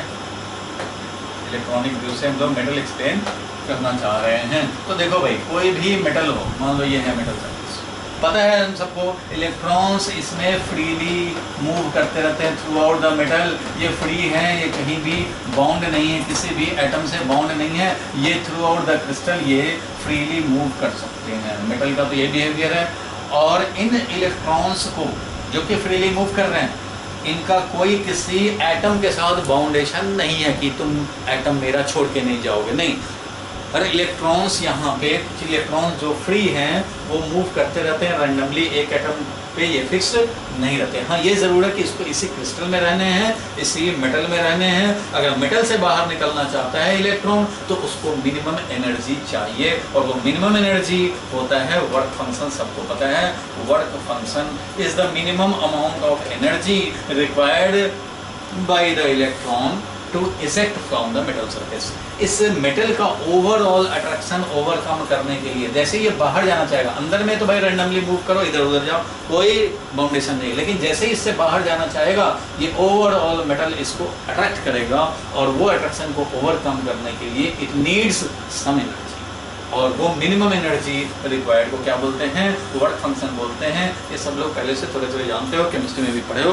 फोटो इलेक्ट्रिक इफेक्ट कराने हैं, किसी भी मेटल सरफेस से इलेक्ट्रॉन निकालने हैं, तो उसमें मिनिमम अमाउंट ऑफ एनर्जी देने पड़ते हैं, एच न्यू नॉट। ये हम लोग समझते हैं कि एनर्जी जो देना होता है वो एच न्यू नॉट देना होता है, कम से कम इतना एनर्जी चाहिए, where nu naught is threshold frequency. चलो ये क्या है तो बाद की बात है, जब एक्सप्लेन करेंगे हम लोग। फिलहाल metal electronic point of view से वो क्रिस्टल, वो एक वॉल्यूम है मेटल का, वो वॉल्यूम है जिस वॉल्यूम में electrons are free to move, ये रैंडमली इधर से उधर जा सकते हैं, कोई बाइंडेशन नहीं है। लेकिन जैसे ही ये बाहर निकलना चाहेंगे, बाइंडेशन, अट्रैक्शन, ओवरऑल मेटालिक अट्रैक्शन आएगा, और उसको ओवरकम करने के लिए minimum amount of energy required होगा, and that energy is known as work function of the metal. जिस मेटल को इलेक्ट्रॉन के लिए ज़्यादा अट्रैक्शन है तो वहाँ वर्क फंक्शन भी ज़्यादा होगा, और उसको ज़्यादा अमाउंट ऑफ एनर्जी देना होगा, तब इलेक्ट्रॉन निकलेगा। अब इन इलेक्ट्रॉन्स को निकालने के लिए जो मिनिमम अमाउंट ऑफ एनर्जी देने होते हैं, उनके 3 मेथड्स हैं। In general we have 3 methods to eject electron from a metal surface, यानी कि इलेक्ट्रॉन को मिनिमम जो अमाउंट ऑफ एनर्जी चाहिए इजेक्शन के लिए, that can be provided by 3 ways. वो 3 वेज क्या क्या हैं भाई? तो एक तो है हमारा thermionic emission. Thermionic emission, thermionic emission का मतलब है थर्मल एनर्जी प्रोवाइड कर दो। मान लो मेटल का हमने एक फिलामेंट लिया और इसमें हमने सेल लगाया, सेल से करंट पास कराया, और जब ये करंट पास होगा तो इस मेटल फिलामेंट से जब हमारा करंट पास होगा तो यहाँ होगा हीटिंग इफेक्ट, और ये हीटिंग इफेक्ट होने से इलेक्ट्रॉन्स सम एनर्जी रिसीव करेंगे, और जब एनर्जी सफिशिएंट रिसीव करें तो ये एनर्जी लेकर के बाहर निकल जाते हैं। इसको हम लोग थर्मियोनिक एमिशन यानी थर्मल एनर्जी प्रोवाइड कर रहे हैं by existing current, by transferring charge, charge transfer करके करंट एग्जिस्ट कराया, और करंट जैसे एग्जिस्ट किया थर्मल एनर्जी डेवलप हुआ, और थर्मल एनर्जी लेकर के इलेक्ट्रॉन निकल सकते हैं। That is called thermionic emission. ये समझ गए, thermionic emission by thermal energy कर सकते हैं हम लोग। एक और होता है फील्ड एमिशन। फील्ड एमिशन क्या होता है भाई? तो ये मेटल सरफेस है, मान लो हमने क्या किया, इधर इलेक्ट्रिक फील्ड ऐसे अप्लाई किया, मेटल की तरफ हमने मान लो इलेक्ट्रिक फील्ड अप्लाई किया। अब ये इलेक्ट्रिक फील्ड अगर ऐसे डाउनवर्ड डायरेक्शन में है, ये इलेक्ट्रिक फील्ड सपोज करो हमने इलेक्ट्रिक फील्ड डाउनवर्ड डायरेक्शन में अप्लाई कर दिया है, तो समझे ये इलेक्ट्रिक फील्ड जब डाउनवर्ड डायरेक्शन में अप्लाई करेंगे तो मेटल के जो इलेक्ट्रॉन है उनमें अपवर्ड फोर्स लगेगा, क्योंकि नेगेटिव चार्ज है, अपवर्ड फोर्स लगेगा, इस पे ऐसे फोर्स लगेगा, इस पे ऐसे फोर्स लगेगा, इस पे ऐसे फोर्स लगेगा। हाँ, फोर्स लग रहा है जो इलेक्ट्रॉन को मेटल से निकालना चाह रहा है, बट अभी फोर्स इतना ज़्यादा इलेक्ट्रिक फील्ड का वैल्यू नहीं कि ये फोर्स से इलेक्ट्रॉन को निकाल दे, बट इस फील्ड का वैल्यू देखो, इस पे जो फोर्स लगेगा, फोर्स तो लगता है चार्ज इनटू इलेक्ट्रिक फील्ड, तो यहाँ पे जो फोर्स लगेगा वो हो जाएगा ई, चार्ज है इलेक्ट्रॉन पे, और इलेक्ट्रिक फील्ड ये फोर्स लगेगा। अब ये नेगेटिव है चार्ज, इसलिए इलेक्ट्रिक फील्ड के अपोजिट में लगेगा, ऐसे फोर्स लगेगा भाई। डाउनवर्ड में है तो फोर्स तो लगेगा अपवर्ड डायरेक्शन में, तो इस तरह से जो ये अपवर्ड डायरेक्शन में फोर्स लग रहा है ये इसको मेटल से निकालना चाहेगा। अब इस फील्ड का वैल्यू धीरे धीरे बढ़ाते जाए तो ये फोर्स वैल्यू भी बढ़ता जाएगा, और फील्ड बढ़ाया और फोर्स बढ़ेगा, और फील्ड बढ़ाया और फोर्स बढ़ेगा, और एक ऐसा फील्ड का वैल्यू होगा जिसके लिए इलेक्ट्रॉन निकलना शुरू हो जाएंगे। जब इलेक्ट्रॉन निकलना शुरू हो जाए तो that is called field emission. हम लोग फील्ड अप्लाई करके इमिट करा दिया, इसको हम लोग फील्ड एमिशन बोलते हैं। थर्मल एनर्जी सप्लाई करके किया, थर्मियोनिक एमिशन बोलते हैं। और जो एक लास्ट है, जो ही मेन है, जो हम लोग को पढ़ना है यहाँ पे, वो है क्या? Photo electric effect. वो क्या भाई? Photo electric effect. इसके लिए हम लोग क्या करते हैं, यहाँ पे लाइट इंसिडेंट कराते हैं। क्या करते हैं भाई इसमें? तो लाइट इंसिडेंट कराते हैं, जो रेडिएशन इसमें इंसिडेंट कराते हैं। ये रेडिएशन जिसमें कि frequency greater than threshold frequency होता है, मींस एनर्जी सफिशिएंट एनर्जी का जो हम लोग प्रोवाइड करते हैं, फोटॉन्स इस पे जब स्ट्राइक करते हैं, किस पे? मेटल सरफेस पे। जब ये मेटल सरफेस पे फोटॉन्स स्ट्राइक करेंगे, जब ये इलेक्ट्रॉन रिसीव करेगा तो उनमें से कुछ इलेक्ट्रॉन निकल आएंगे, तो ऐसे को बोलते हैं फोटो इलेक्ट्रिक इफेक्ट। और यही तो हमारा इस चैप्टर में मेन टॉपिक है। So 3 type of method, 3 methods to eject electron from a metal surface by supplying the minimum amount of energy for the electron। तो वो हम लोग सप्लाई कर सकते हैं by 3 method, thermionic emission, field emission and photo electric effect. समझ गए? लिखना चाहें तो लिख सकते हैं हम लोग, ठीक है। इसको हम लोग रीड करें। देखो लिखा क्या है भाई? तो metals have free electrons, metals have free electrons, but normally they cannot escape out of the metal surface. Out of the metal surface वो एस्केप नहीं कर सकते, उसको एस्केप कराने के लिए एनर्जी चाहिए। The free electrons is held inside the metal surface. Metal surface के अंदर कैसे रहते हैं भाई? By attractive force of the ions. Metal ions के अट्रैक्टिव फोर्स ओवरऑल हैं, उनसे ये मेटल के अंदर रहते हैं। और इसको बाहर निकालना हो तो चाहिए minimum amount of energy. Clear है यहाँ तक? और पिक्चर हमने बता ही दिया। उसी चीज़ को हम लोग अब वर्क फंक्शन क्या है इस बात को समझा जाए। अभी हमने बताया वर्क फंक्शन क्या है, तो what is work function of a metal. तो एक बार इसको पढ़ लो जल्दी से इतने टाइम में।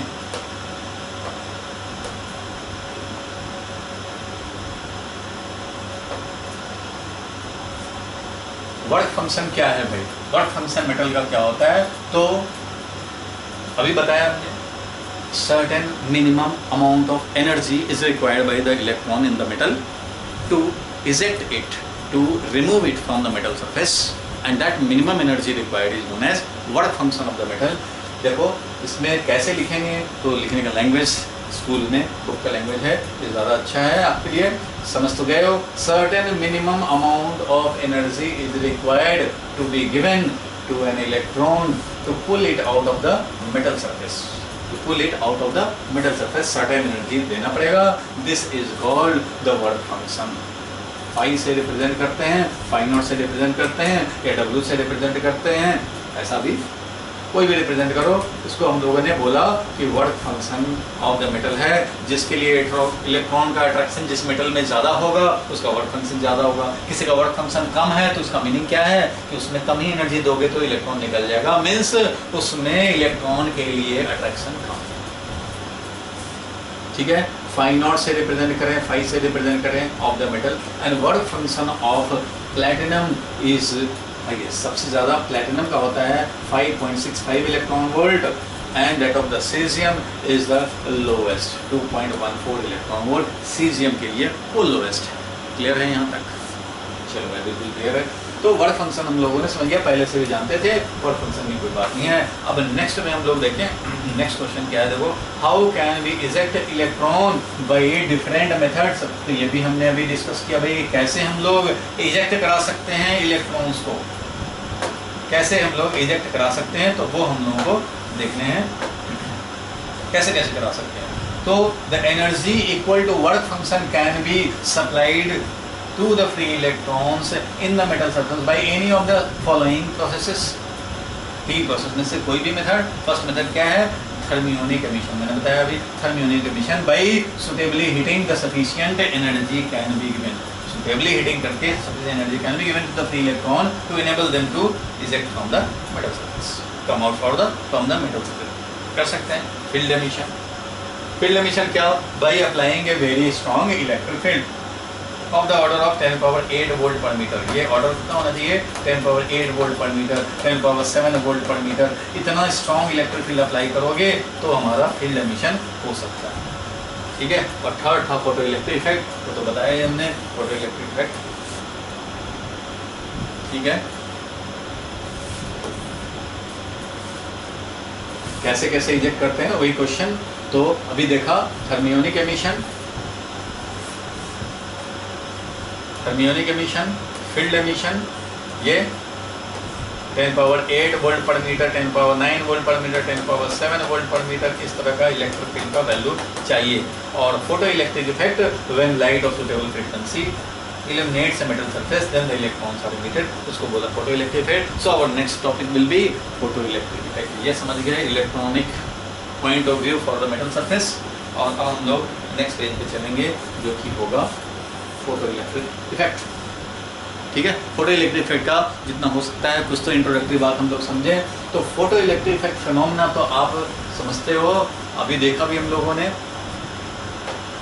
कि कभी भी हम लोग जब सुटेबल एनर्जी का, सुटेबल फ्रीक्वेंसी का फोटोन इंसिडेंट करा दें तो उस कंडीशन में फोटो इलेक्ट्रॉन्स निकल आते हैं। The phenomena is known as photo electric effect. Photo electric effect is the phenomena of emission of electron from the surface of a metal when light radiation of suitable high frequency are incident on them।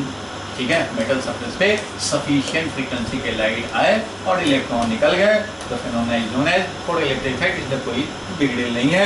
The emitted electrons are called photo electrons. जो electron निकल रहे हैं photo electron बोल रहे हैं। And the current so obtained is called photo electric current. और इस electron निकले हुए से हम लोग जो करंट कंस्टिट्यूट कराएंगे किसी सर्किट में, उस करंट को बोलेंगे क्या?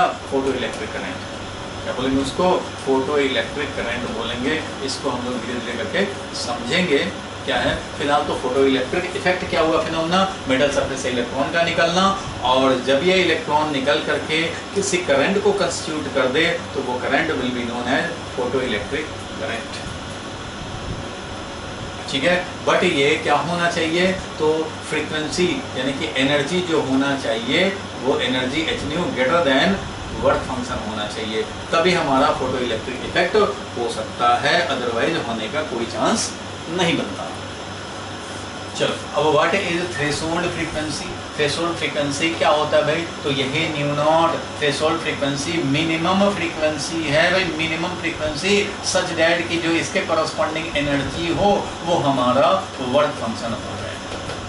मतलब वर्क फंक्शन अगर 5 इलेक्ट्रॉन वोल्ट है, मान लो अगर वर्क फंक्शन किसी भी मेटल सरफेस का 5 इलेक्ट्रॉन वोल्ट है, तो तुम्हें मिनिमम कितना फ्रीक्वेंसी का लाइट इंसिडेंट कराना पड़ जाए कि इसको 5 इलेक्ट्रॉन वोल्ट मिल जाए। मेटल सरफेस को जब तक 5 इलेक्ट्रॉन वोल्ट नहीं मिलेगा तब तक तो इलेक्ट्रॉन निकलने का चांस भी नहीं बनेगा।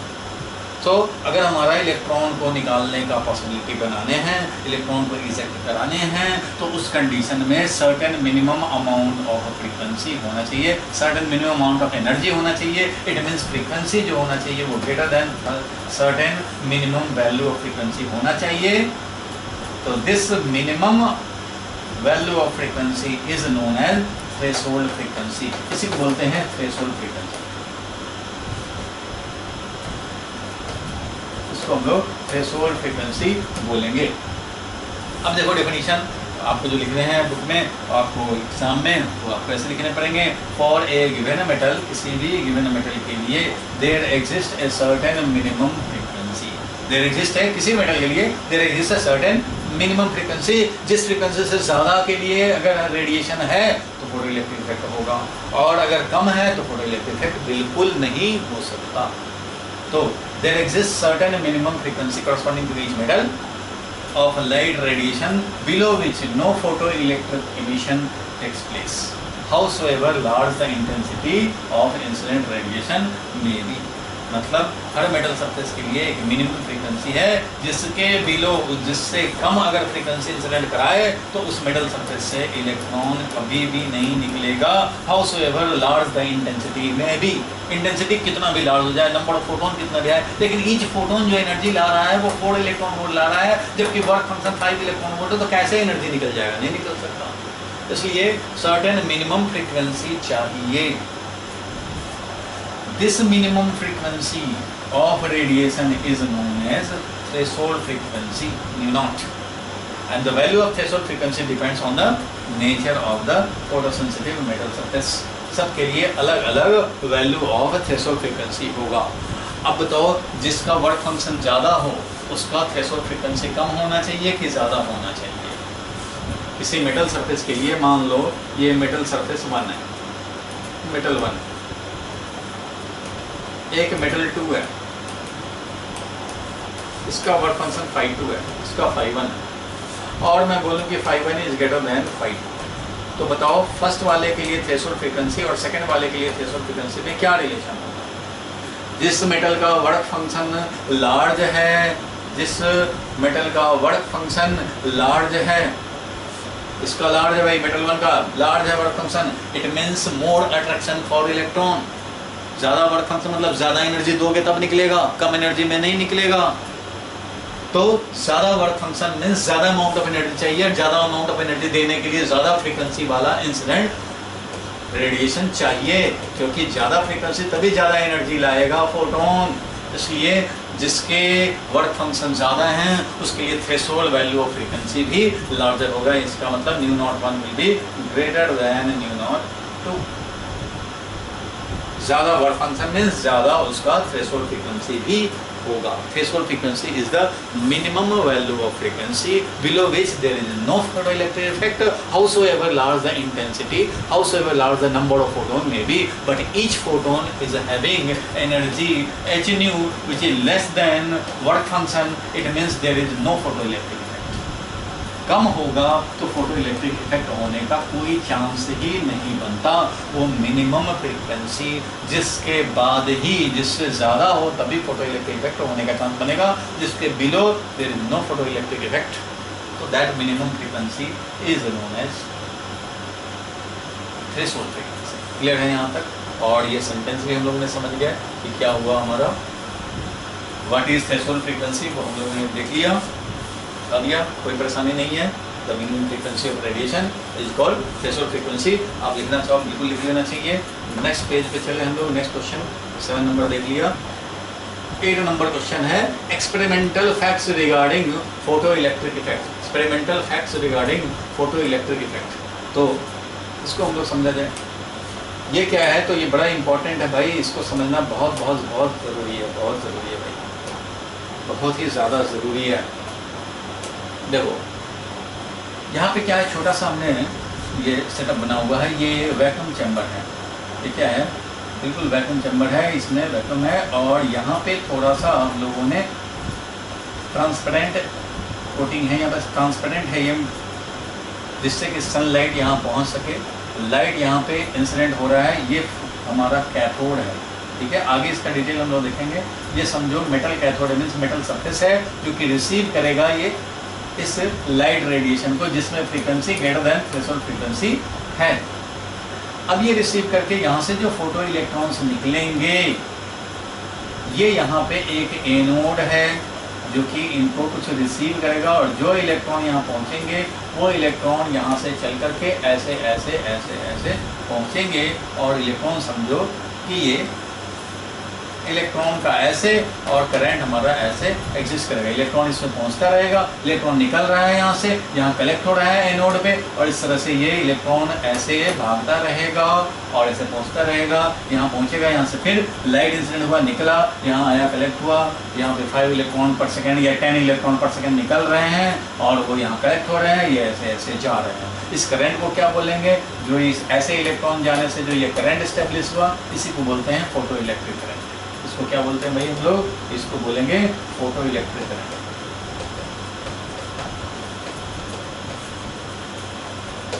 ये फोटो इलेक्ट्रिक करंट है। बाद में इसका बहुत सारे ग्राफ आपने देखने हैं। ये एक्सपेरिमेंटल सेटअप है जिसमें एक हमने बनाया कैथोड, एक्सपेरिमेंटल सेटअप है, एक हमने बनाया कैथोड, ये कैथोड है। इस पे हम लोग को देखो ये एक वैक्यूम चैम्बर है, वैक्यूम है, और यहाँ पे हमने बनाया एक एनोड, उसी चीज़ को बता रहा हूँ, एनोड है, इधर हमारा ये मेटल कैथोड है, ऐसा लिखते हैं, ये मेटलिक सरफेस है। अब लाइट यहाँ पे इंसिडेंट होगा भाई, लाइट आएगा इधर से और वो इंसिडेंट होगा, तो लाइट इधर से आ रहा है ऐसे, लाइट का frequency greater than threshold frequency है, लाइट आया और इधर से निकला इलेक्ट्रॉन, इलेक्ट्रॉन जो निकल रहे हैं, मान लो हमने उसको दिखाया ब्लू कलर से, तो इलेक्ट्रॉन्स जो निकले, ये इलेक्ट्रॉन्स ये निकल रहे हैं इलेक्ट्रॉन, तो कुछ इलेक्ट्रॉन यहाँ पहुँच भी रहे हैं और इलेक्ट्रॉन के कॉरस्पॉन्डिंग जो ये इलेक्ट्रॉन भागना शुरू किए ऐसे। अब यहाँ पे एक हमने सेल लगा रखा है समझो, और यहाँ पे इसका कनेक्शन, इलेक्ट्रॉन समझो ये क्या है, अभी बात की बात है, फिलहाल ये है कि जो सिंपलर अरेंजमेंट है वो ये, तो यहाँ पे इस तरह से इलेक्ट्रॉन ऐसे जा रहा है, मीन्स करंट ऐसे एग्जिस्ट कर रहा है, तो इस करंट को बोला फोटो इलेक्ट्रिक करंट। ये मेटल कैथोड है जिससे कि हम लोगों का फोटो इलेक्ट्रिक करंट होगा। यहाँ जो इलेक्ट्रॉन मिस हो रहे हैं कुछ कलेक्ट होकर के यहाँ से पहुँचते जा रहे हैं और ये अपना करंट एग्जिस्ट कर रहा है, इलेक्ट्रॉन ऐसे चल रहा है और करंट हमारा ऐसे एग्जिस्ट कर रहा है, इस करंट को बोला फोटो इलेक्ट्रिक करंट। अब इस एक्सपेरिमेंट के बारे में, इस एक्सपेरिमेंट फोटो इलेक्ट्रिक इफेक्ट, इस फिनोमेना के बारे में 4 एक्सपेरिमेंटल फैक्ट्स हैं, 4 फैक्ट्स।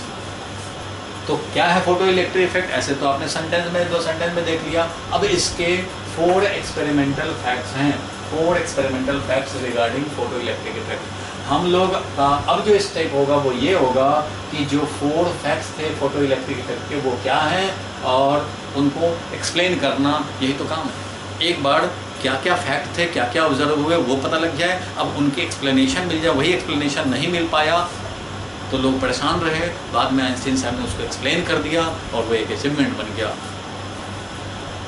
ठीक है, नोबेल प्राइज़ के लिए फिर वो सिलेक्टेड हो गया। तो क्या फैक्ट हैं, तो फैक्ट क्या है वो एक एक करके हम लोग देखेंगे। 4 एक्सपेरिमेंटल फैक्ट क्या है, मैं अभी तुम्हें इसका समरी बता देता हूँ, फिर हम लोग इस फैक्ट को एक एक करके देख लेंगे। तो देखो भाई 4 फैक्ट्स में नंबर 1 फैक्ट देखते हैं हम लोग। एक तो पहले मैं ये दिखा दूँ कि ये था अपना कैथोड, है ना भाई, ये कैथोड था जिस पे लाइट इंसिडेंट हुए थे, और ये एनोड था जो कि हमारा कलेक्ट करने का काम करता है, और ये इस तरह से हम लोगों ने अच्छा मैं इसको हायर पोटेंशियल पर रखा। क्यों हायर, क्यों लोअर, वो तो आगे डिटेल डिस्कशन होगा, और इसको इवैक्यूएटेड चैम्बर में हमने डाल दिया। यहाँ पे ट्रांसपेरेंट है, यहाँ से लाइट आ सकता है, इतना स्पेशल कोटिंग समझो, ग्लास कोटिंग है, तो यहाँ से आ गया। ये मेटल सरफेस है हमारा, ये हमारा कैथोड बना हुआ है और ये एनोड है, और इस तरह से हमारा ये वायर है और इधर सेल लगा हुआ है, इस तरह से। फैक्ट जो थे वो हम लोग एक एक करके देखेंगे। तो चलो भाई नंबर 1 फैक्ट देखते हैं हम लोग। नंबर 1 फैक्ट मैंने बताया कि इंटेंसिटी का इफेक्ट देखना चाहते हैं भाई, तो ठीक है, इंटेंसिटी का इफेक्ट देखें हम लोग। ठीक है। फर्स्ट है इंटेंस, तो ये देखा गया कि इंटेंसिटी अगर हम लोग चेंज करते हैं तो rate of ejection of photo electron, मान लो 10 पर सेकेंड इजेक्ट हो रहा था इलेक्ट्रॉन, तो इंटेंसिटी अगर डबल कर दोगे तो देखते हो कि 20 पर सेकेंड इजेक्ट होने लग गए। इंटेंसिटी डायरेक्टली कंट्रोल्स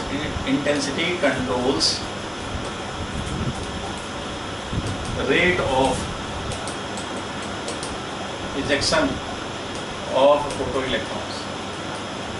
जितना ज़्यादा फोटो इलेक्ट्रॉन्स इजेक्ट होंगे पर सेकेंड उसको कंट्रोल करने वाला है इंटेंसिटी। और रेट ऑफ फोटो इलेक्ट्रॉन को अगर ज़्यादा रेट से इलेक्ट्रॉन्स निकलेंगे तो ज़्यादा करंट भी होगा, मीन्स फोटो इलेक्ट्रिक करंट भी, इलेक्ट्रॉन ऐसे जा रहे हैं तो करंट ये है। तो intensity controls the rate of injection of photo electrons and hence photo electric current and hence photo electric current. Photo electric current भाई इलेक्ट्रॉन्स निकलेंगे तभी तो फोटो इलेक्ट्रिक करंट होगा। तो अगर मान लो हमने इंटेंसिटी डबल किया तो देखा कि हमारा रेट ऑफ इजेक्शन जो 10 मीटर पर सेकेंड 10 हमारा पर सेकेंड था, 10 इलेक्ट्रॉन्स पर सेकेंड निकल रहे थे, 10 इलेक्ट्रॉन्स पर सेकेंड निकल रहे थे। जब डबल किया इंटेंसिटी तो 20 इलेक्ट्रॉन पर सेकेंड निकलने लगे, ट्रिपल किया तो 30 इलेक्ट्रॉन पर सेकेंड निकलने लगे, 4 टाइम्स किया तो 40 इलेक्ट्रॉन पर सेकेंड निकलने लग गया। और 40 इलेक्ट्रॉन पर सेकेंड निकलेंगे तो उसके करस्पॉन्डिंग करंट ज़्यादा होगा, 10 इलेक्ट्रॉन पर सेकेंड निकलेंगे तो उसके करस्पॉन्डिंग करंट कम होगा। तो इस तरह से ये देखा गया कि जितना हम लोग इंटेंसिटी चेंज करते हैं उस हिसाब से rate of ejection of photo electrons and hence photo electric current control होते हैं। और एक बात और ध्यान रखना है, it does not change kinetic energy of ejected photo electrons. Photo electrons का जो काइनेटिक एनर्जी होते थे उससे इसको कोई लेना देना नहीं है। तो भाई इंटेंसिटी तुमने बढ़ाया है, नंबर ऑफ फोटॉन्स बढ़े हैं, ये देखा गया फैक्ट। क्यों है, कैसे है, अभी के लिए खोपड़ी को शांत रखना है। ये क्यों ऐसे हुआ, इंटेंसिटी बढ़ाने से rate of ejection of photo electrons proportionally बढ़ गए, ये क्यों हुआ वो बाद में, क्योंकि उसके लिए तो आइंस्टाइन साहब का एक्सप्लेनेशन पढ़ना है, वो टॉपिक ही अलग है, explanation of photo electric effect. अभी तो हम लोग जान रहे हैं क्या क्या फैक्ट था। अच्छा ये फिनोमेना हो रहा है, रदरफोर्ड एक्सपेरिमेंट हो रहा है, तो भाई इसमें क्या क्या ऑब्जर्व हुए पहले वो तो देखो, बाद में उसको एक्सप्लेन करेंगे कि क्यों कैसे हो रहा है। उसी तरह से अभी हम लोग समझो कि एक एक्सपेरिमेंट के थ्रू फोटो इलेक्ट्रिक इफेक्ट के बारे में कुछ फैक्ट्स हम लोग नोटिस करते हैं। वो फैक्ट एक बार पता लग जाए उसके बाद उसका एक्सप्लेनेशन, इसलिए अभी खोपड़ी ये नहीं लगाना है कि ये क्यों हुआ, ये कैसे हुआ, वो बाद में। अभी इंटेंसिटी का यही इफेक्ट देखा गया कि intensity controls the rate of ejection of photo electrons and hence photo electric current, क्यों बाद में। और इससे हमारा काइनेटिक एनर्जी जो ये लेकर निकल रहा है, ये कितना एनर्जी लेके कितना काइनेटिक एनर्जी लेकर निकल रहा है, इससे इसका कंट्रोलिंग नहीं था। एक होता है देखो, जो फोटो इलेक्ट्रॉन्स निकलते हैं वो बहुत सारे काइनेटिक एनर्जी लेकर निकलते हैं। कोई 2 इलेक्ट्रॉन वोल्ट का काइनेटिक एनर्जी लेकर निकला, कोई 4 इलेक्ट्रॉन वोल्ट का काइनेटिक एनर्जी लेकर निकला, कोई 5 इलेक्ट्रॉन वोल्ट का काइनेटिक एनर्जी, कोई 6 इलेक्ट्रॉन वोल्ट का kinetic energy, different kinetic energy लेके फोटो इलेक्ट्रॉन्स निकलते हैं। लेकिन एक मैक्सिमम काइनेटिक एनर्जी होता है जिसको हम लोग बोलते हैं Kmax। तो मैक्सिमम काइनेटिक एनर्जी मान लो 7 इलेक्ट्रॉन वोल्ट है, तो ये Kmax जो है बाकी का क्या होगा, बाकी इससे कम होगा। मीन्स इन जनरल जो फोटो इलेक्ट्रॉन निकलेंगे उनका काइनेटिक एनर्जी क्या होगा, तो Kmax मैक्सिमम काइनेटिक एनर्जी से कम और ग्रेटर देन इक्वल टू 0, तो यही होगा। मीन्स जितने भी फोटो इलेक्ट्रॉन निकल रहे हैं उनका काइनेटिक एनर्जी क्या होता है भाई, तो उनका काइनेटिक एनर्जी सर्टेन लिमिट से लेकर के 0 से Kmax तक। ये Kmax जो है ना वो आएगा और इसका डिटेल हम लोगों को पढ़ने हैं, लेकिन अभी नहीं, अभी इस पर ध्यान नहीं देने हैं कि ये कितना क्या। समझो कि हर मेटल सरफेस के लिए अलग अलग Kmax होगा। मान लो Kmax है अपना तो सिचुएशन पे डिपेंड करता है कितना फ्रीक्वेंसी का, कितना लाइट एनर्जी लेके आया, कितना वर्क फंक्शन है, उस पर डिपेंड करता है Kmax। बट अभी के लिए इतना समझें कि जो फोटो इलेक्ट्रॉन्स निकल रहे हैं सर्टेन नंबर में पर सेकेंड निकलेंगे और कुछ एनर्जी लेकर निकलेंगे, जिसमें एक Kmax होगा, वो हमारा कैलकुलेशन में आता है, आगे पढ़ेंगे। तो Kmax को ये कंट्रोल नहीं करता, it does not change kinetic energy of ejected electron. Kinetic energy का मतलब यहाँ पे किससे है, Kmax से। ठीक है, number 1 fact effect of intensity देखने का कोशिश किया गया। इफेक्ट ऑफ इंटेंसिटी ये नज़र आया कि जब भी इंटेंसिटी चेंज करते हैं, बढ़ाते हैं या थोड़ा कम करते हैं, तो उससे rate of ejection of photo electron proportionally change होता है। डबल करते हैं तो डबल हो जाता है rate of ejection, and hence photo electric current भी डबल हो जाता है। तो इस तरह से फोटो इलेक्ट्रिक करंट यानी rate of ejection of photo electron is completely controlled by intensity. ये देखा गया एक्सपेरिमेंटल फैक्ट, क्यों है बाद की बात। और ये देखा गया कि इंटेंसिटी का कोई कंट्रोल केमैक्स पे यानी kinetic energy of ejected photo electron पे नहीं था। ये क्लियर होना चाहिए। Intensity only controls the rate of ejection and hence photo electric current, बाकी किसी पे इसका कंट्रोल नहीं है। नंबर 2 फैक्ट हम लोग देखने जा रहे हैं, effect of frequency. Effect of frequency means जो हमारा इंसिडेंट रेडिएशन था उसका फ्रीक्वेंसी चेंज करें। तो ये देखा गया कि ये जो फोटो इलेक्ट्रिक इफेक्ट हो रहा है, जो निकल रहे हैं, इसके जो फोटो इलेक्ट्रॉन्स निकल रहे हैं उनमें जो केमैक्स होता था, मान लो केमैक्स 8 इलेक्ट्रॉन वोल्ट होना है कि 7 इलेक्ट्रॉन वोल्ट होना है या 8 इलेक्ट्रॉन वोल्ट होना है, तो जो फोटो इलेक्ट्रिक करंट जो स्टेब्लिश हो रहे थे लाइट इंसिडेंट होने पे, जो फोटो इलेक्ट्रिक इफेक्ट हो रहे थे और केमैक्स लेके चल रहा था, इफेक्ट ऑफ फ्रीक्वेंसी ये देखा गया कि इफ वी इंक्रीज क्या भाई, इफ वी इंक्रीज फ्रीक्वेंसी, अगर फ्रीक्वेंसी इंक्रीज कर रहे हैं then K max also increases, K max भी इंक्रीज हो रहा है एंड वाइस वर्सा। डिक्रीज करेंगे तो डिक्रीज एंड वाइस वर्सा, मतलब फ्रीक्वेंसी अगर डिक्रीज करेंगे तो केमैक्स भी डिक्रीज कर रहा था। ये देखा गया एक्सपेरिमेंटली कि अगर हम लोग फ्रीक्वेंसी कम कर रहे हैं तो केमैक्स कम हो रहा है, फ्रीक्वेंसी बढ़ा रहे हैं तो केमैक्स बढ़ रहा है। फ्रीक्वेंसी यही कंट्रोल कर रहा है, फ्रीक्वेंसी सिर्फ केमैक्स को कंट्रोल कर रहा है, frequency does not control. Number 2 fact है कि frequency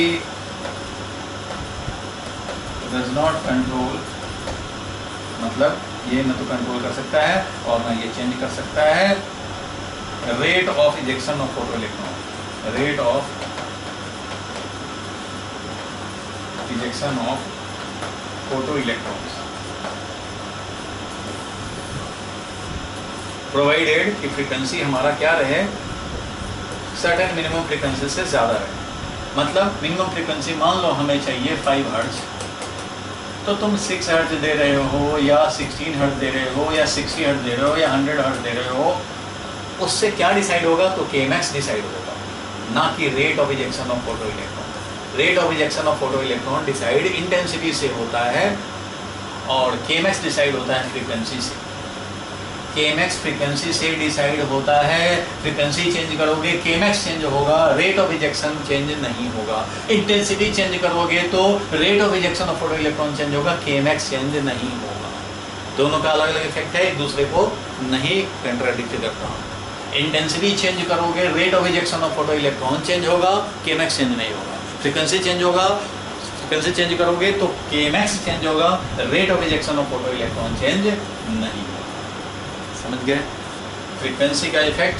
if we increase frequency K max will increase and vice versa, if we decrease frequency K max will decrease, but it will not change the rate of injection of photoelectron. This was fact number 2 और fact number 3 पे चलते हैं। fact number 3 था existence of threshold frequency, threshold frequency का existence। तो ये भी एक एक्सपेरिमेंटल फैक्ट है। ये देखा गया, ये मान लो कैथोड, इधर एनोड, तो ये देखा गया क्या भाई कि लाइट रेडिएशन जो इंसिडेंट हो रहे हैं, ध्यान देना, ये लाइट रेडिएशन जो कैथोड, मेटल कैथोड पे जो इंसिडेंट हो रहे हैं, इसमें फ्रीक्वेंसी अगर less than threshold frequency, certain minimum value of frequency से लेस हो जाए, then it was observe experimentally. ये एक्सपेरिमेंटली ये देखा गया that there is no photoelectric effect, कोई फोटोइलेक्ट्रिक इफेक्ट नहीं था। मतलब क्या हुआ इसका मतलब ये हुआ कि सर्टेन मिनिमम फ्रीक्वेंसी का एग्जिस्टेंस, ये एक्सपेरिमेंटल फैक्ट है कि एक सर्टेन मिनिमम फ्रीक्वेंसी है जिससे बिलो रहने पे फोटो इलेक्ट्रिक इफेक्ट बिल्कुल नहीं हुआ। इंटेंसिटी कुछ भी रहे उससे कोई फर्क नहीं पड़ता, नंबर ऑफ फोटोन कितने आ रहे हैं उससे मतलब नहीं है। मान लो हमारा मिनिमम वर्क फंक्शन जो मिनिमम अमाउंट ऑफ एनर्जी है वो 5 इलेक्ट्रॉन वोल्ट है और तुम जो एनर्जी दे रहे हो 4 इलेक्ट्रॉन वोल्ट दे रहे हो, तो 4 इलेक्ट्रॉन वोल्ट के कितने भी फोटोन आए वो इलेक्ट्रॉन का इजेक्शन नहीं करा सकता। क्यों नहीं करा सकता वो अलग मैटर है, बताया क्यों वाली बात बाद में, उसके लिए अलग टॉपिक है, explanation of photoelectric effect. But अभी हम लोग समझ रहे हैं experimental fact observed in the photoelectric effect. तो ये थर्ड फैक्ट था कि there exist a threshold frequency, एक थ्रेशोल्ड फ्रीक्वेंसी का एग्जिस्टेंस है, एक्चुअली में है। इससे ज़्यादा करोगे तभी फोटोइलेक्ट्रिक इफेक्ट होगा, अदरवाइज नहीं होगा। If frequency is less than threshold frequency, there is no photoelectric effect, howsoever intensity is large. कितना भी लार्ज कर ले कोई फर्क नहीं पड़ता, फोटोइलेक्ट्रिक इफेक्ट बिल्कुल नहीं होगा।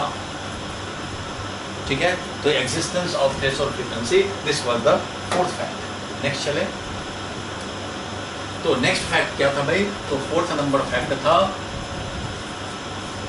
टाइम लैग जीरो होना।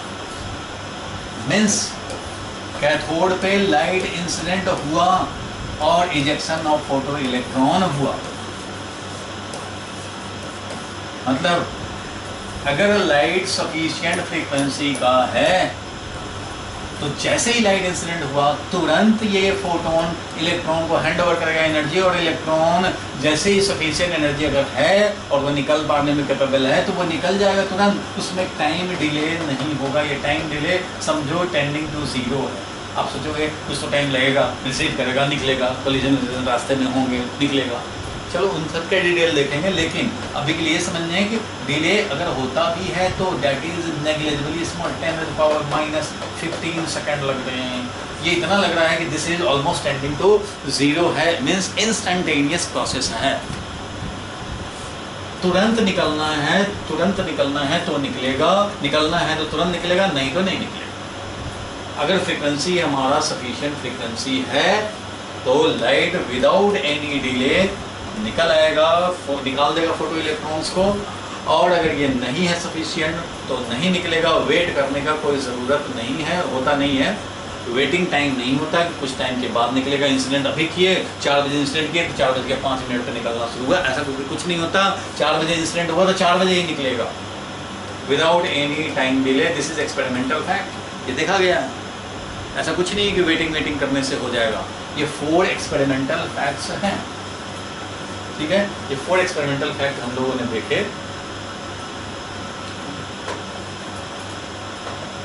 अब हम लोग आगे वापस 4 एक्सपेरिमेंटल फैक्ट्स, और याद होगा अब इसको हम लोग जरा बुक वाले कैसे लिखते हैं वो भी जरा समझ लिया जाए। इफेक्ट ऑफ इंटेंसिटी मैंने बताया अभी, इफेक्ट ऑफ इंटेंसिटी याद होगा, बताया था। Intensity controls number of photons, यानी कि नंबर ऑफ इजेक्टेड इलेक्ट्रॉन्स को कंट्रोल करता है। वो क्यों का तो चलो एक्सप्लेनेशन आगे आएगा। But effect of intensity, the rate of emission of photo electron from a metallic surface is directly proportional to the intensity of the incident light, but maximum kinetic energy of emitted electron is independent of intensity. Means intensity क्या control करेगा, rate of ejection को, rate of ejection of photo electron को control करेगा, ठीक है, ये बताया था। और इंटेंसिटी डज नॉट कंट्रोल्स क्या, केमैक्स को कंट्रोल बिल्कुल नहीं करेगा, इसका कोई रिलेशन नहीं। इफेक्ट ऑफ फ्रीक्वेंसी क्या था भाई, तो इफेक्ट ऑफ फ्रीक्वेंसी ये था the minimum kinetic energy of emitted photo electron increases, minimum को कट करके और क्या करना होगा, maximum, केमैक्स the maximum kinetic energy. अगर आपके पास बुकलेट है तो उसमें चेंज कर लेना। The maximum kinetic energy of emitted photo electrons increases with increase of frequency. ठीक है, increases with increase of frequency. अगर हम लोग फ्रीक्वेंसी इंक्रीज कराएंगे तो केमैक्स भी इंक्रीज करेगा। केमैक्स increases with frequency increment, means if frequency is increased it implies kmax increase, ठीक है, with increase of the frequency of the light ray. But the rate of emission of photoelectron is independent of frequency. मतलब rate of ejection जो होगा, rate of ejection जिससे कि photoelectric current बनेगा, rate of ejection of electrons does not depend on frequency. Frequency पे depend बिल्कुल नहीं करता। क्लियर है यहाँ तक? ये तो मैंने बताया है, ये तो याद हो गया होगा। और third fact, when the frequency of incident light is less than threshold frequency, existence of threshold frequency जो भी बताया था थर्ड फैक्ट, कि उससे कम अगर फ्रीक्वेंसी सर्टेन मिनिमम फ्रीक्वेंसी से कम हो, then no photo electrons is emitted and threshold frequency is same for a given metal. एक मेटल के लिए एक होता है, फिक्स होता है, but is different for different metal. हर मेटल के लिए अपना अपना है। जिस मेटल में अट्रैक्शन इलेक्ट्रॉन के लिए ज़्यादा होगा वहाँ वर्क फंक्शन ज़्यादा होगा, वहाँ थ्रेशोल्ड फ्रीक्वेंसी भी ज़्यादा होगा। ये बात हम लोगों ने पहले भी डिस्कस किया है। थर्ड फैक्ट ये था। फोर्थ फैक्ट क्या था भाई? तो फोर्थ फैक्ट ये है, देखो, when light is incident on photo metal, photo metal पे जैसे ही इंसिडेंट होता है on photo metal, electrons are emitted instantaneously. Instantaneous process है, इंस्टेंटेनियसली निकल जाता है। There is no time lag between emission of electron and incidence of light. There is no time lag between emission of photo electrons and incidence of light energy. Whatever the intensity of incident light में भी, incident light का कितना भी intensity हो उससे मतलब नहीं है, टाइम डिले बिल्कुल नहीं होगा। ये हमारा फोर्थ एक्सपेरिमेंटल फैक्ट है। तो यही चारों फैक्ट आपको लिखने होंगे, तो आप चाहें तो इसको लिख लेना, कॉपी में नोट करना ही चाहिए, बुकलेट में नोट करना चाहिए। ये 4 एक्सपेरिमेंटल फैक्ट्स माइंड में सेट कर लो, क्योंकि इसके बाद का टॉपिक होगा एक्सप्लेनेशन होने।